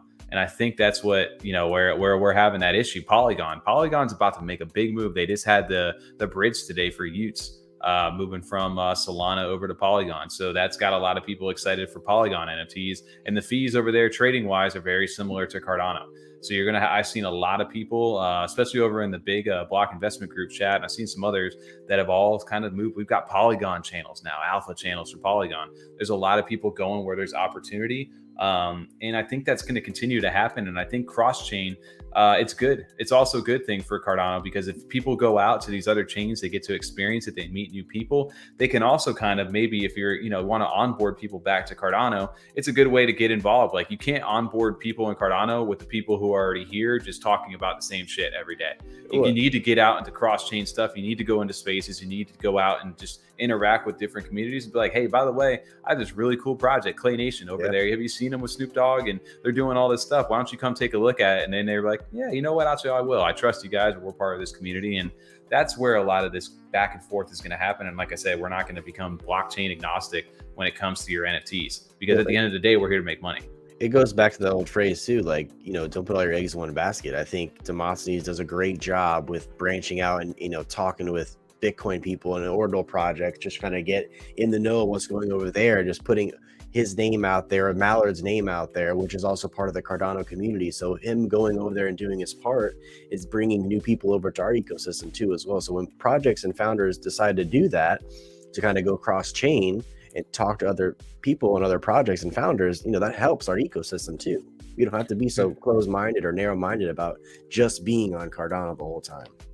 I like that. Sometimes you need a break like that. I feel like that's the majority of the people that are like having this bad time over on Twitter right now, is they've been so deep in this for so long that they haven't gotten outside this bubble of like, guys, go take a step. We always say the phrase, touch some grass, like go experience other things or just take a break for a little bit. Dude, like that's where we're at though. Like half the time with this is that everybody gets so deep in this shit, is that, dude, sometimes it's not that serious, and you just need to relax a little bit, because you're going to drive yourself insane into space with burnout and so many other things, because it moves a mile a minute, So I like what Florida said here. It's like playing poker with the same people with the same money at a place that has a high rake. After a while, no one has money except for the rake basket. It's true. So true. That is very, very true. Wanted to shout this out though, because this is one of the things we had over in the Discord today was Goofy Gophers. Remember we talked about them? We weren't sure. A lot of people, and honestly, we weren't sure what was going to happen. I think I was always confident that they would sell out eventually. I just didn't know how long it would take to do that. And big congrats to the Goofy Gopher team over on Flipper launching. They had a little bit of issues going on with some of the metadata, some tokenizer bot that happened, not just to them, but to Her Monsters and a few other mints that got to it, but they were able to get it fixed. And they actually ended up selling out this weekend. 379 ADA. And there were 7,888 in this phase, because 1,000 of them had already been minted. So when people say there's not enough volume, like there's a lot of money that went into this. This was $130 per gopher, and they sold out. I think once more people found out like what their utility was and what they had to offer, I think that's when they really started to sell more. Realize that you can get a nice return eventually from them mining the crypto for you. I think that's just a great way, because a lot of people don't have the funds or the means to crypto mine. So it's a way to kind of get an entry in to see what that's like. I mean, this is the perfect project for that. I think it's for me too, like especially like I went ham on this mint. Like it was not it was a mint though that if you knew about it, a lot of people were bullish on it, and that was based upon the amount listed, right? Like the percentage listed of these things were down like to like 3%, even when the mint wasn't sold out and the floor price was 108 or below where the actual mint price was. People had only had about 3% listed. So, and the main people that had it listed were probably trying to re-roll and flip back into the project to get a new, potentially get a higher, better rank. So obviously there's a lot of utility built into this project in the form of mining, right? Like, and it's all per scale. Like this project, we talked a ton about it. And I think once people discover that, hey, we don't necessarily need to sell you a new collection. Once we've done this, we're able to scale our operation based upon the funds that we've raised, and we're mining these coins with these miners now. And the whole goal is that when we get back to that bull market, this is going to take off with the amount of coins, because it's way cheaper to do it in the bear than it is in the bull. And I think a lot of people wanted that, right? When's the first payout? Like 6 months, I think it is. So you have a 6-month compounding period, and they pay every quarter. So most people are figuring that the first one's in 6 months, right? So the first payout, I believe, is going to be more after that first quarter after the compounding period, which I believe is going to be more like 9 months away. Okay, so I think even when that period happens, if people can see how much they actually can generate, it either could really help them or somewhat hurt the project. It's very curious to see how that's going to turn out. Now, if it obviously helps them, I think they could be a direct competitor with how Ape Society is right now as far as ROI goes. The problem is, so you've got people bought in with the Goofy Gophers, and people are excited about it. And now how you've got the flipper mentality. Yes, people can make some flips to start it. But the main other thing after this is how well can you hold now? Because all you have to do is hold on to it. And assuming that everything goes to plan with them, and they do what their due diligence is, and they get their miners, and they do the compounding periods, and they pay you back in ADA, which is also nice too, because it's not necessarily dollar value. And we're all betting on ADA to do well long term. This is where the value of that project really starts to come in. So this is definitely not a short-term investment for most. This is definitely a long-term. I know for myself as well. Anax Commander asked, how many did I mint? I was gonna say, I'll be transparent with you guys. I've got 48 of them currently right now. You got 48? I do. Let me pull. No wonder. Genuine reaction. I did not know you had that many. He's like sitting over here. He's like, yeah, I'm kind of ADA broke right now with all these mints. It's like, oh, you bought 48 Gophers. That is probably why. Yes. This is one conviction on a product that I actually truly agree with you on. Like the BBs, the other ones you did fluffies. I'm like, this one. Yep. Kind of back. Yeah. I've got 48 of these right now. The whole time. Yes, 48. Damn. Yeah. So I'm big into this project, right? Like I'm in like on this. I hope I get clarity on this, and I messaged Ryan. I know they're working on this, because I don't know if you guys see this right here. This is Juniper the Departed, although the metadata is Grokdruth Tonler over here. So there was issues with the bot, Grokdruth Tonler. I minted this from the mint, and it's a one of one image. This is Juniper the Departed. This was one of the banished Gophers over on from the bot, or from the guy. Offer got accepted on this one for 2,444 ADA. The team got it up away from Flipper and gave it back over to the Gophers team.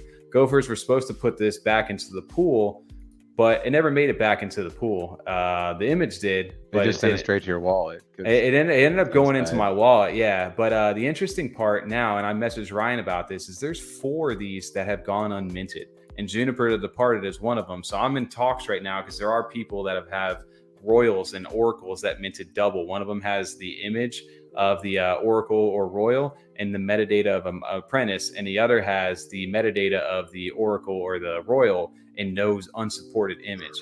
So they've got 3 of those that have an issue, and then that's a hairy situation. It is a very hairy situation. So because mine was never minted, the actual metadata for it, I'm praying that I get the one of one, because I've got the image. I'm praying. I said, obviously, I thought I had a one of one, and then they said, no, the metadata is right.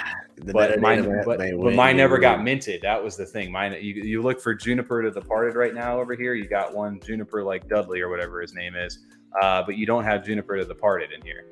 So my thought was, but you do have the Gophers that are banished, right? Like the banished Gophers that were inside the thing. Mine was banished Gopher number 2.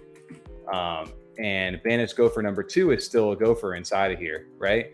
And he still had, based upon the announcement, this is the way I'm reading it. The announcement was the banished Gophers are going to become apprentices. So in my mind, that this Gopher should become the apprentice, and the one of one should have gotten minted in the minting pool. But because it didn't get minted in the minting pool, and it somehow got into my wallet right now, this is my argument I'm making, is that I should have that one of one. My metadata should get updated. That's my argument. We'll see what happens. I don't know. Yeah, okay. I mean, I think I should get that one of one. I think my image or my metadata is wrong. I think I really minted a royal. I think what mine said is incorrect. I think that one's really mine. Well, to put it in perspective about what ended up happening, I know their Flipper team, they've been quiet on it, and Ryan said we're looking into it, and I know it's causing probably a little bit more issue than they want right now. But one that I know is an issue is this one Pandora, where Pandora is an oracle, and you can't see the image, right?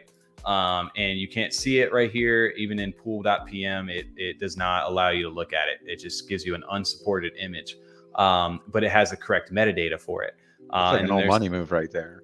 Yeah, so it's like image not available. Image not available. Yeah, but the other one, somebody actually minted the metadata of Pandora and has apprentice, or sorry, the image of it, and has the apprentice thing. So that's where the sticky situation happens. Shacks, go figure. Tommy gets a 101 on. I don't know if it's there yet. I'm praying that they give it to me, but obviously it's going to be a fun story regardless on this. I hope I get it. Honestly, I hope mine's messed up too. We'll see what happens. Let me message Ryan, tell him mine's messed up. Right. I think because this thing, the actual metadata for this one of one didn't get minted, the banished Gopher is still out there. So that should get switched to the apprentice, like the announcement. This image should be updated to the current metadata, or they mint Juniper, put it to me. We'll do an exchange, and I'll give you this guy, and you switch the image back to this one. We'll see what happens. Good luck. But anyway, that was my Gopher story over here. I did mint this. As an actual mint that came from me was Cronus, and he's ranked like 77 out of 8,888. I get lucky sometimes. Every now and then. That's pretty sick, actually. So, but anyway, great. Yeah, no, I like that one quite a bit. They got a nice little collection here, though. Some of these look really good. They have a lot of cool traits. They have ones that don't look similar. It doesn't look just like a palette of the same ones with like hats changed. You know what I mean? Like they actually look like very different. They're sick. Like I actually like them a lot. Stuff like that I'd like to see in the project. They take the time. My favorite when that art would be like what would be considered like less detailed pixel, they are able to go so far with it. We talked about that for the pixel artists. Is the guy crushes it, whoever the artist was for them. Like they do, and I can't wait to see the actual like mining. We talked about. I went back and listened to our interview, and he talks about like the mining going online, like where you can kind of see like where in the mine caves, like they were doing like this whole visual thing for the staking and stuff like that. So right now, the next step for them is purchasing the miners with the mint money, and they're going to make an announcement about that. I'm sure they're going to talk about what's happening with the royals, the one of one, and some other things, because there are still 4 to be minted. There was supposed to be 8,888. So we'll see. We'll get an update on that, and then from there, who can hold long enough for people to realize the profits from these things if you're there. So big shout out to Goofy Gophers. To Goofy Gophs. I don't know if you guys see, this was not an immediate topic over there, but we had to talk about it. I know I was thinking about we were going to do it on the podcast this week, but then I realized we have a Twitter Space podcast and we don't have the normal visual. So I forgot about that until now. Yep. So shout out to talked on the last episode, boys. Come on, look at these losing their memory, losing their mind. Did you guys Legoland all weekend? He was. Yeah, we talked about. I'm going to be on gaming on Thursday. I'll be on. Yeah. Yo, these are sick. I saw this recently when I was getting my son down to sleep. These are so cool. Yeah. He came out great. He'll be sniping over here. Dude, shout out first off to Club Mars and also Clay Rich over here. Dude, he has created these this order for us. And I could honestly, it just blew my mind kind of seeing this video today. Like how cool that is to see that like displayed in the case and stuff like that. Absolute huge shout out to Clay Ridge, the team from Club Mars. They're tying this Web2 jewelry, custom artwork, and different just merch and things like that. And they're tying it to the project Club Mars, and Club Mars is kind of your buy-in to this, to be able to access this, to get discounts, to be part of this community. And they're minting on April 1st as well. They're announcing a real world partnership tomorrow too. Yeah, they posted a little bit ago. So I am absolutely blown away by them. I cannot thank them enough for doing this for us. And I cannot wait to rock these on stream here. We'll have to replace the chain for the live streams. I'll have to wear mine out. you know? Yeah, dude, absolutely, man. It's so cool. So if you guys have not seen Club Mars yet, these maybe you've seen some of these the Martians over here that you've been seeing some of them on the timeline. Some of these actually look really cool. The artist has done a good job, and again, you're tying real world utility, a company that's been around for a while, with a product that can kind of deliver, like you said, not like Goofy Gophers has their IRL stuff. These guys have their IRL stuff. Yep. They're a company based out of New York City, and they've been doing this for a while. And now what you're basically going to be able to do is get this NFT mint there. I think there's 6,666 of them, if I'm right on that. I think you're all right with that. Yeah. So can you guys see this website right here while I'm pulling this up? No, can't see nothing. Oh, did I take my screen share down? Going back to Goofy Gophers for just a second, and Axamander said he has to get 49 because you have 48. He's got the 8 over me right now to do that. So go for it, man. I can't hang with you there. And Axamander, you've been crushing it for too long. Yeah, no, I wanted to just shout out though. Yeah, share the screen, Tommy. I didn't know if you were done talking about it. No, that's it. Okay, fair enough.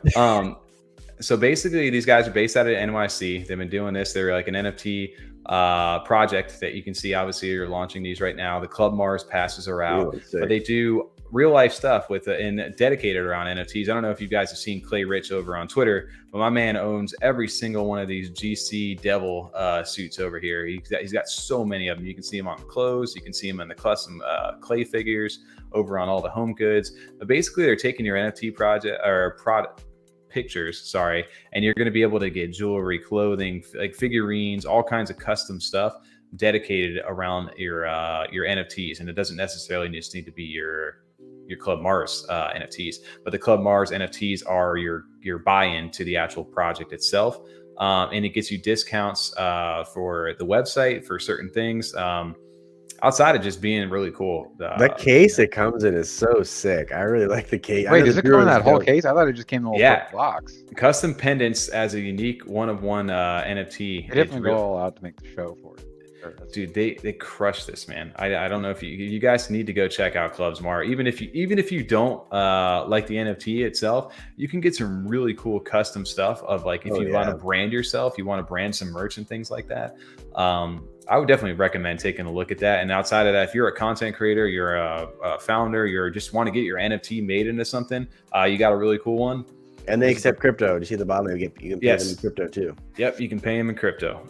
There's just a new way to kind of flex because it's something where like I'm sure there's options on like AliExpress and Amazon or just online shops to get custom jewelry made. But you know that barrier can be a little difficult, as well as finding someone that kind of understands the NFT space or is going to take the time to make it, something that you'd really enjoy within the space. But it's definitely the next step to flex in some of your NFTs beyond just t-shirt, sweatshirt, which you can get custom made on any of those sites, like I said, and actually get them well done, or like TJ, your brother knows how to make shirts, things like that. It's a lot more accessible than like, hey, I'm going to make you like a full necklace.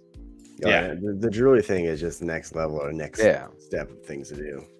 Well, so you also have the Club Mars passes, which we actually gave some of those out over on stream a while back, and these basically get you a 2-hour early mint. You're guaranteed to rent 3 of the Martians. There's 6,666 of these, and based upon what Club Mars pass you hold, being in the serial number over there, you get a window to go ahead and get basically use this discount on their website, and it's kind of more like a first come first serve thing over there. So definitely keep an eye on the passes if you guys don't have those yet. I wish we would have known that before we gave those away. Yeah, right.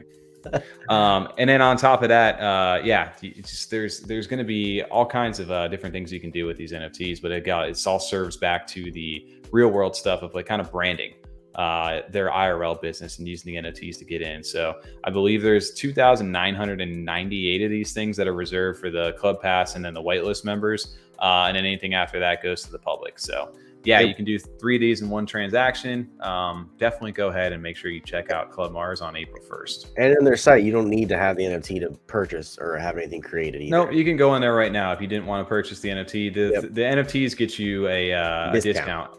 into the website, and it gets you like kind of first come first serve basis and stuff like that. Yep. But even if you just like customize stuff, like you said, you can look at his GC clays, there's clay statues, depending on what it is that you want, especially for like the office and things like that. It's just such a cool way to go about doing that. So I love that it's not necessarily just a PFP of a thing. It's tied to an IRL business that's been around for a while. This isn't just their first go around. And I'm pretty sure as far as the jewelry goes, that they have silver, gold, and I think gold plated too. I think it is. I know it's real. I know they have real jewelry too. Yeah, you can see some of this stuff too.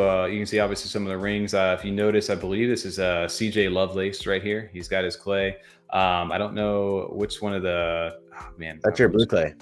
That's not my blue clay. I know. Over there. God, I forget who the other one is over there. You can see the early stages of the F35 stuff, and he tells you that this is a registered company in NYC. They've been around for a while. They were an IRL business before they started the NFT project, and by holding NFTs, members can accumulate Mars rocks and use them to purchase products from our website. The entire ecosystem will revolve around our Martians and rocks to ensure holders get benefits that others cannot.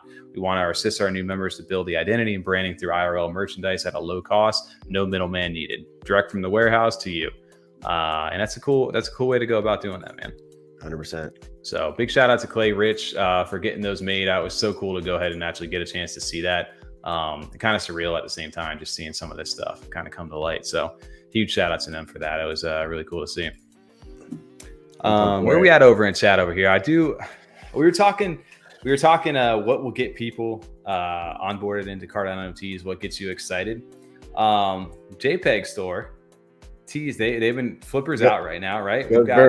They've got a little bit of a competition that's starting to heat up. You got Plutus.art out, you've got Flipper out right now. So people are coming after the market share when it comes to that. But JPEG had a little trick up their sleeve there, or they had an ace in the thing that they were waiting for a while.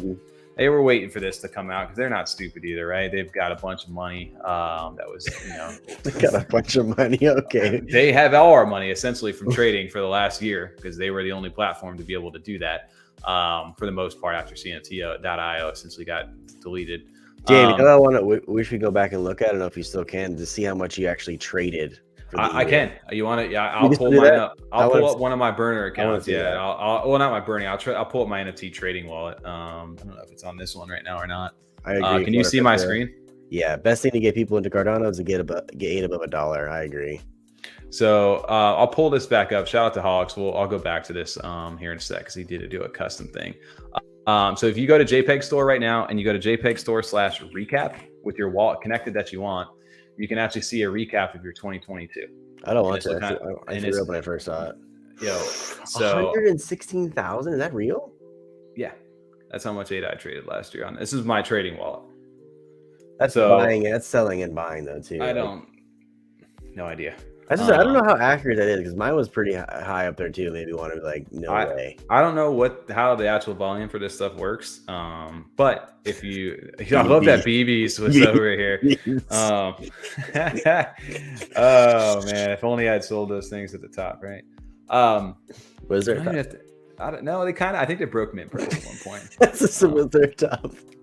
That's a different topic. But anyway, back to Tommy. 1 sec. I wasn't following along with the class. So where do I find my profile? What do I click on there? You go to jpegstore.com/recap. You don't do .com. .com/ is it you just do jpg.store/recap. jpg.store. That's what I'm saying. So you don't know how to do it through the site. Yeah, it's through the site. What are you talking about? Just go to jpeg.store/recap. I'm saying there's got to be a button within the site, like on my profile or something to do it. I didn't know there's ways for some other people to find it easy. Oh, I just did the /recap. Anyway, who does a slash anything when I couldn't find the button, so somebody told me how to do it. Yeah. Anyway, shout out to everybody hanging out with us right now. I know we're almost 2 hours in, but yes, back to this airdrop over here. JPEG dropped this announcement on the 24th, a few days ago. Starting today, they're going to be basically detailing, which we haven't got any more details since, but allocation will be based on your buying and selling volume on JPEG Store since day one. All I'm saying is I want to be at the ready when I get this airdrop because I know everyone is going to be instantly selling this. Dude, if we've seen anything from the looks rare to blur recently, these things get eaten up and they get dumped real quick because it's essentially free money. The money printer goes burr like they said. But we've seen some instances of this, like ApeCoin, where people sold this ridiculously high if they got real quick out of it, and then it dropped down to like I don't know, like $7-8 when it first went out. But you buy back the next day it jumped right back to like 15. It doubled back up. So there's definitely an opportunity, and I think obviously JPEG Store, they've been around long enough at this point. We all have to understand that most people are probably going to dump the hell out of this. So what way can they incentivize people to hold on to this and maybe make a choice, not necessarily just dump right away without losing value, in a way that people, I don't know, maybe you should hold it. Me too, Curly. I'm only at 29,000 ADA traded. Yeah. I went a little ham last year. I'm not gonna lie. What was the total? Honestly, I think he went more ham this year. Florida crypto over here is just DGen and hard over there. He's got over 350K on 14 loss. Jeez, man. Florida, are you in Southwest or Southeast Florida? Yeah, where are you at in Florida? We're over in the O-Town. What happened? Why is that only? What is? It's not in North Florida. I mean, North Florida. We're in Florida. Yeah. What part? Hey, I love. You're on the southeast or northeast side. Yeah, who the hell says that? You Central Florida? You're on the west side. You're out. You're in South Florida. That's about where we're at. Or are you in Tampa? Those are my three things. I read this. How about Florida right now in the NCAA? Oh, by Tallahassee, Floribama. Okay. There you go. Oh, you're way up there. You're by FSU, maybe. Tallahassee. You up by Tallahassee? No, Eddie Z. How do you do this? Go to jpeg.store/recap. But if you're Tommy, you go to jpeg.com/recap. Yeah, don't do that. Duval County down there. Shout out to Duval. We got some. I think it's lemonparty.org. Destin, I know exactly where Destin's like 70 hours from us. Oh, Destin. Okay. Destin's really nice. Oh, that's like way up there. That's not Tallahassee. That's like west. Yeah. That's Weston. That's like Panama City. Yeah. Weston. We were up in Seaside this past year and a half up there. That was a lot of fun. I read this in a Ricky Bobby voice. Turd with the bottom for I don't know why I topped absolutely. Anyway, yes. So you guys can check your wallet volume. I don't know. They haven't released the details of how the allocation is going to go, but basically they're saying the majority of the rewards are going to be split evenly between buying and selling volume. But don't forget, all project founders moving our space forward. Small percentage of the initial claim will be allocated to creators. And the creators will see this allocation based on their collection's overall volume as a thank you for bringing excellent projects to Cardano. And this is just season 1. A lot more coming. And then anything that's been flagged as a rug pull or inactive projects will be ineligible. Watch traded volume will be disqualified. We'll provide more info on how that works in a future post made by the JPEG Foundation. Shout out to our little rocket. What are your guys' thoughts on this? Are you guys excited? I feel like I'm excited because I'm actually able to participate in one of these. Oh, of course I'm excited. I want to get an airdrop of free money, but I also want to be there immediately and sell it and then buy when it's really low again. Yeah, damn. I think over here, I'm curious. Shout out to Eddie. He's got 57K over there in volume. We're just a bunch of degens at this point. I don't think that's accurate. 29,000 ADA trading. I don't think that's right. I want to know where they get their numbers. You could have sold. And also, when was that in my wallet? That's what I'm saying. That kind of hurts me to say, how much of that 100 and whatever something thousand do I have left? I don't know. Do I have to liquidate right now? Like I get buying and selling. That kind of hurts me a little bit. I only sold maybe 4 or 5 things that are 1,000 ADA plus last year. That was it. I don't think I sold that much at all. Right. Or even bought that much. Well, I'm curious to I don't know. Does it include things like airdrops that were sent to you in that wallet? I don't know. But I didn't even get 80. Did you sell them or buy them? That's the thing. I'm saying things like the Mallard order, things like that. Do they take a snapshot of its floor price? No. If you sold your relic, then yeah, you bought into it. But if it got airdropped to you, I don't think that counts as like a buy or sell. Just says volume. I guess we'll find out. 500K over here. You got a $500,000 over here. ANX Commander just crushing. I can't wait to see what kind of allocation you get, man. That's insane. It's a race to zero with this token. See, Florida, I think most people think that, and you would assume that, right, based on previous stuff. But I think they're also a little smarter up there. They've studied what happened, especially recently with Blur and how people are gaming the reward system and things like that, and now other things are following suit. I can imagine that they're going to give you some sort of an incentive to want to hold on to it, or to at least hold on to the value. Because maybe the play is to hold on to it, maybe not dump right away, maybe hold on for an announcement that they do. I could also see that. I could see that, but I also know how everyone works. Everyone's gonna sell it. Oh, I mean, it's free money, dude. Don't get me wrong. That's Not saying not to. 100 hammock over here. Regardless of what utility they're gonna tell me it's for, the utility that I'm using it for is to sell it and to get ADA for it. Yeah. Ken makes a good point. I've seen this a few times too. They want JPEG to share their list of wash trades that won't qualify. Remember we brought out first off, how do you qualify what's a wash trade or not? Who's doing the research into that? Because that sounds like a very big job, and also a very weird discretionary thing. Also, the next part of that, remember, like we used the Ape DAO. Remember we showed that project. Yeah. Everybody's all hyped up on board Ape Cardano Club, but Ape DAO was to do it. They did it first, right? You know, Simpsons did it. Like Ape DAO did it. They wash traded, I think, 99,999 worth of ADA and traded that same asset back and forth. Yeah. So I was going to say, all right. Yeah. This is what we're all saying. It kind of hurts when you see this. I agree, Curly. What the hell have we been doing? I don't think that's accurate. There's no way that I don't know where they're getting that number from. It's more just when you see that and you're like, wait, I'm just trading 10,000 US dollars. Yeah, no shot. I mean, last year, like I just don't feel like you probably did though. You think about the stuff you made profits on. Collectively though, even if they took 2022, 2021, well, actually I use JPG. Even then, so it was just last year, 2022. There's no way I did 29,000 ADA. You sold your clay. You sold clay. You sold some. That was 3,000 on that wallet that I just looked at. That there's a seventh of it in one transaction. Yeah, but that was my biggest one. That was. But then you talk about your buying too. You're buying stuff too, so you got to think about what you bought on there. I think that's 20-something thousand is easy to get to if you really start to think about how much you do. You know. I don't think so. No, I guess we're gonna find out, right? I don't know. We're gonna find out. Florida Crypto's got some comments on there. We'll see, right? Obviously, we've got new people coming out into the marketplaces with Flipper. We've got Plutus.art, and I know there's a few others that are out there that are waiting to drop some stuff. So we'll see what happens on this. It's a very interesting topic, though, for sure. Where is the initial liquidity? Shout out to Proxies also. Shout out Proxies. Thanks for hanging out in the chat in a little bit.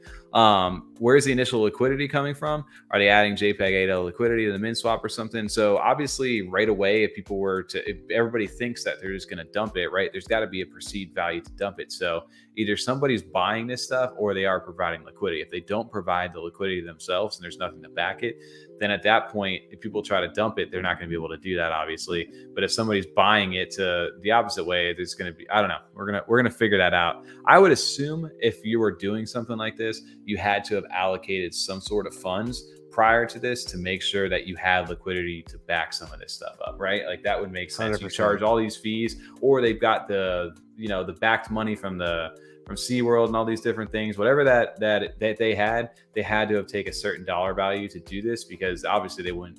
I don't know. We're gonna get more details, but you would think that they would have to have done that.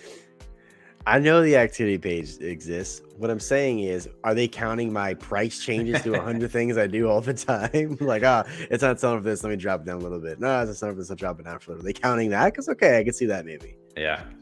I don't know. Yeah, like how much you had listed the entire year, they counted that up. That's what I'm saying. Are they counting that? Like, what are you counting? Because then maybe, okay, I can see that. I don't know. Well, I guess we're going to get more clarity on that. But for now, at least they teased it. And who knows where this is going to be. But that was a big announcement over inside of space for JPEG. I'm curious how everybody's going to interact with that, because that's definitely something that, I don't know, man. People are going to get a little crazy when that happens, I feel like. You got to talk to Hood now. I want to talk to him about that image not found. You got to do a drop like that. Drop. I got you over there. Like, like fully animated 3D NFTs, and then it's just like a still screen with the play button in the middle, have people clicking on it nonstop. I don't know. I'm curious, right? Like how that's gonna happen with obviously old money. Yeah, let's go ahead and set that up. And then I'll make one more comment over here while we're doing this. I don't know what the NFT minted volume will count towards that. Who knows? I guess we're gonna get some answers. We have one more jar of dirt to give away. Ooh, we do. Yes, we do. Let's do it in F35 fashion. We're gonna do Nafafa for the word. Ooh, so you're saying NFAFA? NFAFA. Nafafa. That's going to be our thing. We have 1 jar of dirt up from Order of the Kraken. We did 2 already. We got 1 more to go. Guys, let's do a giveaway. Little Nafafa. Little happening. And in the meantime, I'm going to share a little screen over here from Holics. Shout out to the old money Mfer over here.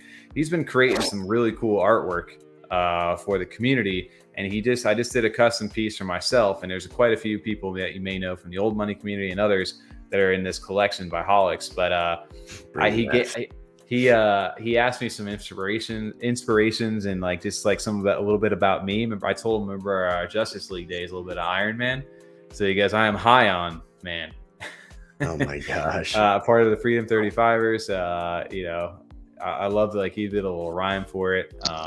Don't blame the 35ers if you bought it. Right. Bottom. I love it because it's an MFer. He's got the Freedom 35ers gang over there. And Holics right now, I think he's doing them for 199 ADA. Right now, he's 1 of 1. So he does like a little bit of AI. He mixes in some of your stuff. He's got Hillary Clinton over here. There's some really cool ones over here. If you got me over there for TOMMY. Another one I thought was fun. If you recognize, Q has one of these in here somewhere. I forget his name. I have to go back and I'll find it. You got Sham over there. Got Sham Doll. I like Jozo the Clown. Like that's really good. No, dude. Some of these. I mean, it's all AI. But it's really, you can notice some of the old money people, by some of the names. You got Sicko over here, Rob, Corbin. You've got Corbin Dallas, which I think this one actually is really fucking sick. If you look at that, dope. Actually, like I didn't like that character, the way they portrayed Davy Jones in Pirates of the Caribbean, but I like this like Squid Pirate they've made. Squid Pirate and Pirates of the Caribbean, that was dope too. Oh, dude, I didn't like that portrayal. I think this is way better than that. It was just kind of like, I don't know, these guys with seashells stuck to their face. Like, what the fuck's going on? I agree a little bit on that. Give me a kick-ass, like Captain Barbosa is fucking badass. And yeah, you got like Captain Seashell, which is kind of like. You guys see some Q over here? He's got a little inspiration with Q. Yeah, is that Kiss? Yeah, I don't know if it's an inspiration. It's Q. He's got MF for Misfits. Is his trait count over there? Just in like the whole like Fury Road. Car in the background, straight up Mad Max. I love that a lot. Yeah, there's some really cool ones over here. So I don't know how many of these he had left. I don't know what this is for yet exactly. You got Dilly over here. Dilly's got one. Which is cool though. I like. Yeah. The guy from Ready Player One. Yeah. So TJ Miller's character. Yeah, exactly. 100%. When's yours coming out, Tommy? What? When are they making yours? What are you talking about? We showed mine. What? Right here? Yeah, I know. I remember seeing that. Oh, I thought you were tripping when we do. Mine's a little. You see me like playing around with the little controls over here. I'm a little Iron Man. I'm high on man, dude. I actually really like that name. I think it's hilarious. High on man. Shout out to Holic though. Over there, MF or Ada Holic. If you don't know him over there, MF or Ada Holic. He's a park god or god. I don't know. He's something crazy over in the old money Discord. Definitely shout out to him for doing this for us. If you guys are interested, maybe hit up MF or Ada Holic over in the old money Discord. See if he's got any spots left. They were 199 Ada when he was doing this. I have no idea what these are going to do in the future, but you never know. Maybe a little Nafafa, you know. After you guys enter the giveaway, smash that like button if you can. It really helps Tommy make his room not so echoey. Thank you. Mm-hmm. Yeah, absolutely. Yeah, we're gonna have to get you some. I'm getting the sound stuff around here. Yeah, I just haven't ordered it. That's Is cool. it bad on the echo? It's no, you can just hear that you're in that. Like yeah. You sound a little louder almost. Do I? Yeah. All right, I'm rolling it in 3, 2, 1. Last one. Jar Dirt winner is Dumba or Dumb A? Dumba.